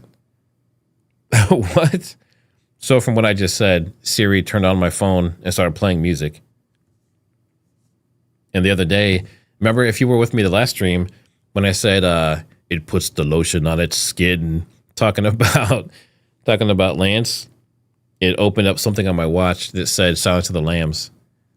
That is funky. That's creepy. Let's see. My mind is blown. Thanks for being a member for 6 months. Wow.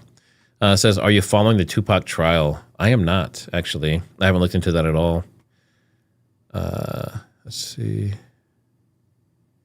Can I sort these by supporters? I can't. Is it interesting? I've heard all kinds of stuff about Tupac. There's some interesting rabbit holes. The main one I saw was that he was a dancer and a model.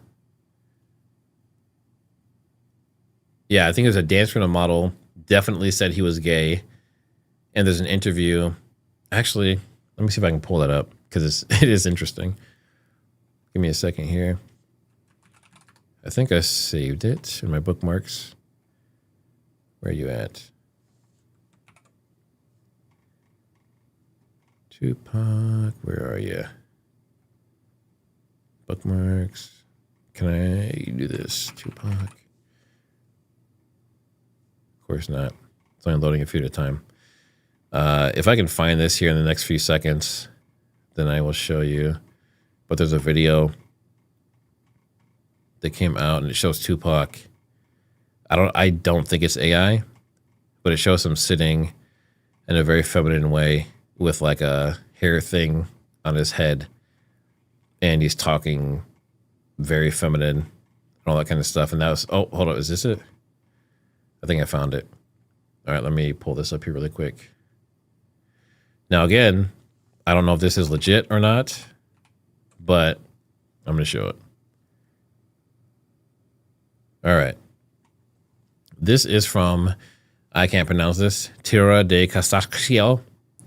Tupac Shakur was an actor and dancer who received millions from the CIA to promote the rap gangster culture. The CIA eliminated Tupac when his mission was complete. So they're saying he was an actor and a dancer. He says he was gay, and his full name was Tupac Amaru Shakur, and they're saying he was homosexual. This is supposedly a video of it.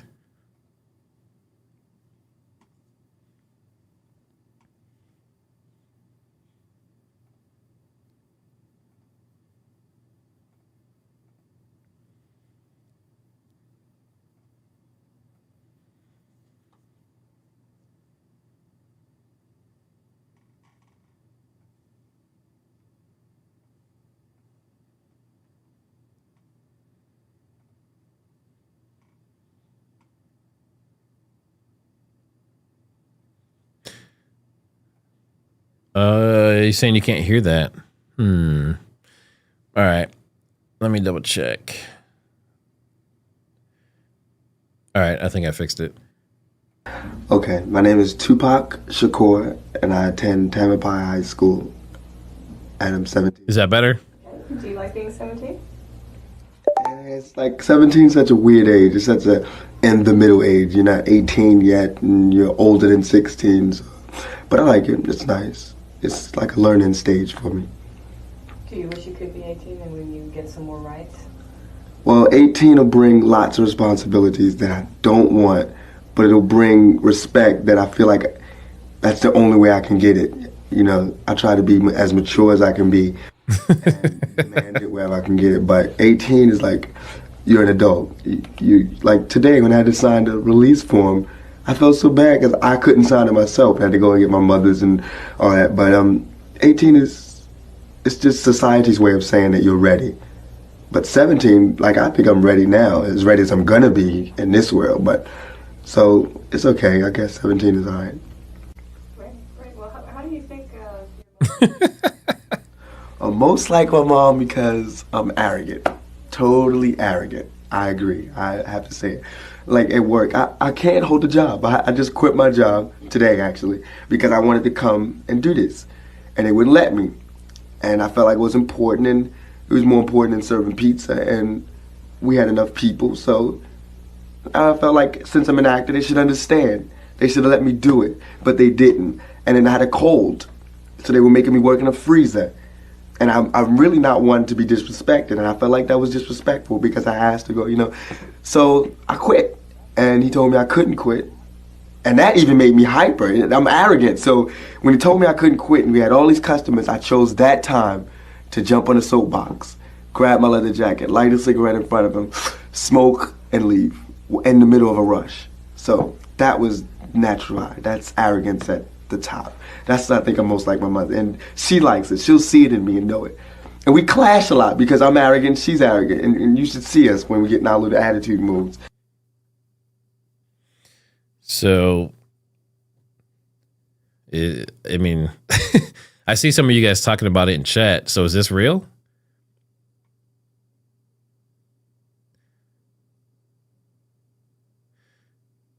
Someone says that was gangster. That's funny. Someone says he gay.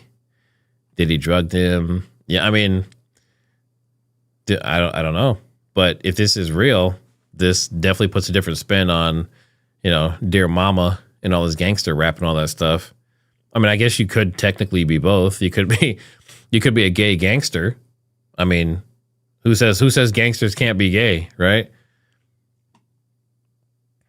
Yeah. Sticky Icky Liberty. He was a child of a Black Panther. This is a Mother's Day video. It's interesting.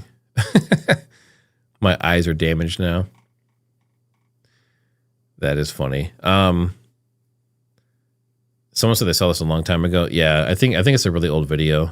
I mean, just the resolution and stuff alone, and the fact that it's a square basically is probably super old. Child actor turned gangster. Yeah. All right. So I think with that, let me double check one more time. Make sure I don't miss any. Let's see. Persistent in prayer. Thanks for becoming a channel member. I don't give a damn. How come I can't pull yours up? Actually, can I filter by your name? I can. Boom. I don't give a damn. Celebrate 7 months of membership. I would love to learn and help you research Go Max. That would be awesome. I actually, if you're available, I'll send you a message. I'll DM you on X. But I'm actually looking for a researcher. So we'll see what we can do. We can talk. And do I get everything? I hate missing anything. I think we got it all. All right. So with that, I will say, thanks for being with me on this journey. This was interesting. And I think having the supplemental materials, I hope it was helpful. And if there's any shows in the future that are that data heavy, which sometimes I tend to do, I will, if you guys like that, I'll do a vote after this on my channel, and I'll see what you guys thought of it. And if it's something you like, maybe something I'll keep doing. Zach Costello's in the house. Is this going to let me find? Let's see. I'm still learning how to use this filter. I'm terrible at this. All right. Is that on? That's off. Where are you, Zach? I just saw you. Okay. Well, Zach's in a super chat. Thanks, Zach. He says, good show, Matt. Much appreciated. Why can't I see it? That's something I have to figure out. Oh, there it is. There it is. All right. Zach Costello. And if you don't already follow Zach Costello, he's an OG and he has a good sized channel, but he is awesome. So he is a faithful man. He's a man of the Lord. He's a good father and husband. He has a little one on the way, I think in the next week or two, maybe. So make sure you guys show him some love. Hit him with those super chats, those baby super chats on his channel. And if you don't subscribe to him already, then make sure you go check him out. It looks like we have another one here too. With Kirk's getting death threats constantly. So we're talking about Erica and I guess maybe the kids. They would have, okay, you're talking about from the the live stream last time. With Kirk's getting death threats constantly, they would have been prepared for the day if it came. Maybe that's why Erica has accepted it differently compared to a normal wife who had never had death threats. It's actually a very interesting take. Like I said, I'm pretty neutral, and I like playing devil's advocate, but I would agree. If it was a part of their life, how long were they married for? I don't know how long they were married for, but yeah, I mean, you're talking about at least a couple of years of the lifestyle of rushing everywhere, security, death threats, being, like he had to be rushed out of certain areas at certain times. They'd have stuff thrown at them, spit at, stuff showed up. I think they said stuff showed up to their house as well. So if you take all that and you're you're basically, if Charlie left every day saying, I love you guys dearly, God has me, if something happens to me, keep going type of thing, maybe, yeah. I mean, I could see if she was desensitized or if her faith was that strong or something similar, that maybe that could be the case. But yeah, so that's an interesting angle. It's a very interesting angle. All right, awesome. And with that, don't forget to like and subscribe and share this around. And I have another channel called Off Script with Matt. I do long form interviews. That's also in the description. There's other ways to support the channel in the description as well. And I'm interviewing Nisi here shortly, as well as a few other people. And I'm trying to get Baron on. I've interviewed him before, but I want to try and get one specifically for that channel. But I appreciate everyone being here. And I'm hoping to go live tomorrow as well. I have to get the show together. But hopefully I'll see you guys there. And I'll see you on the next one. Thank you.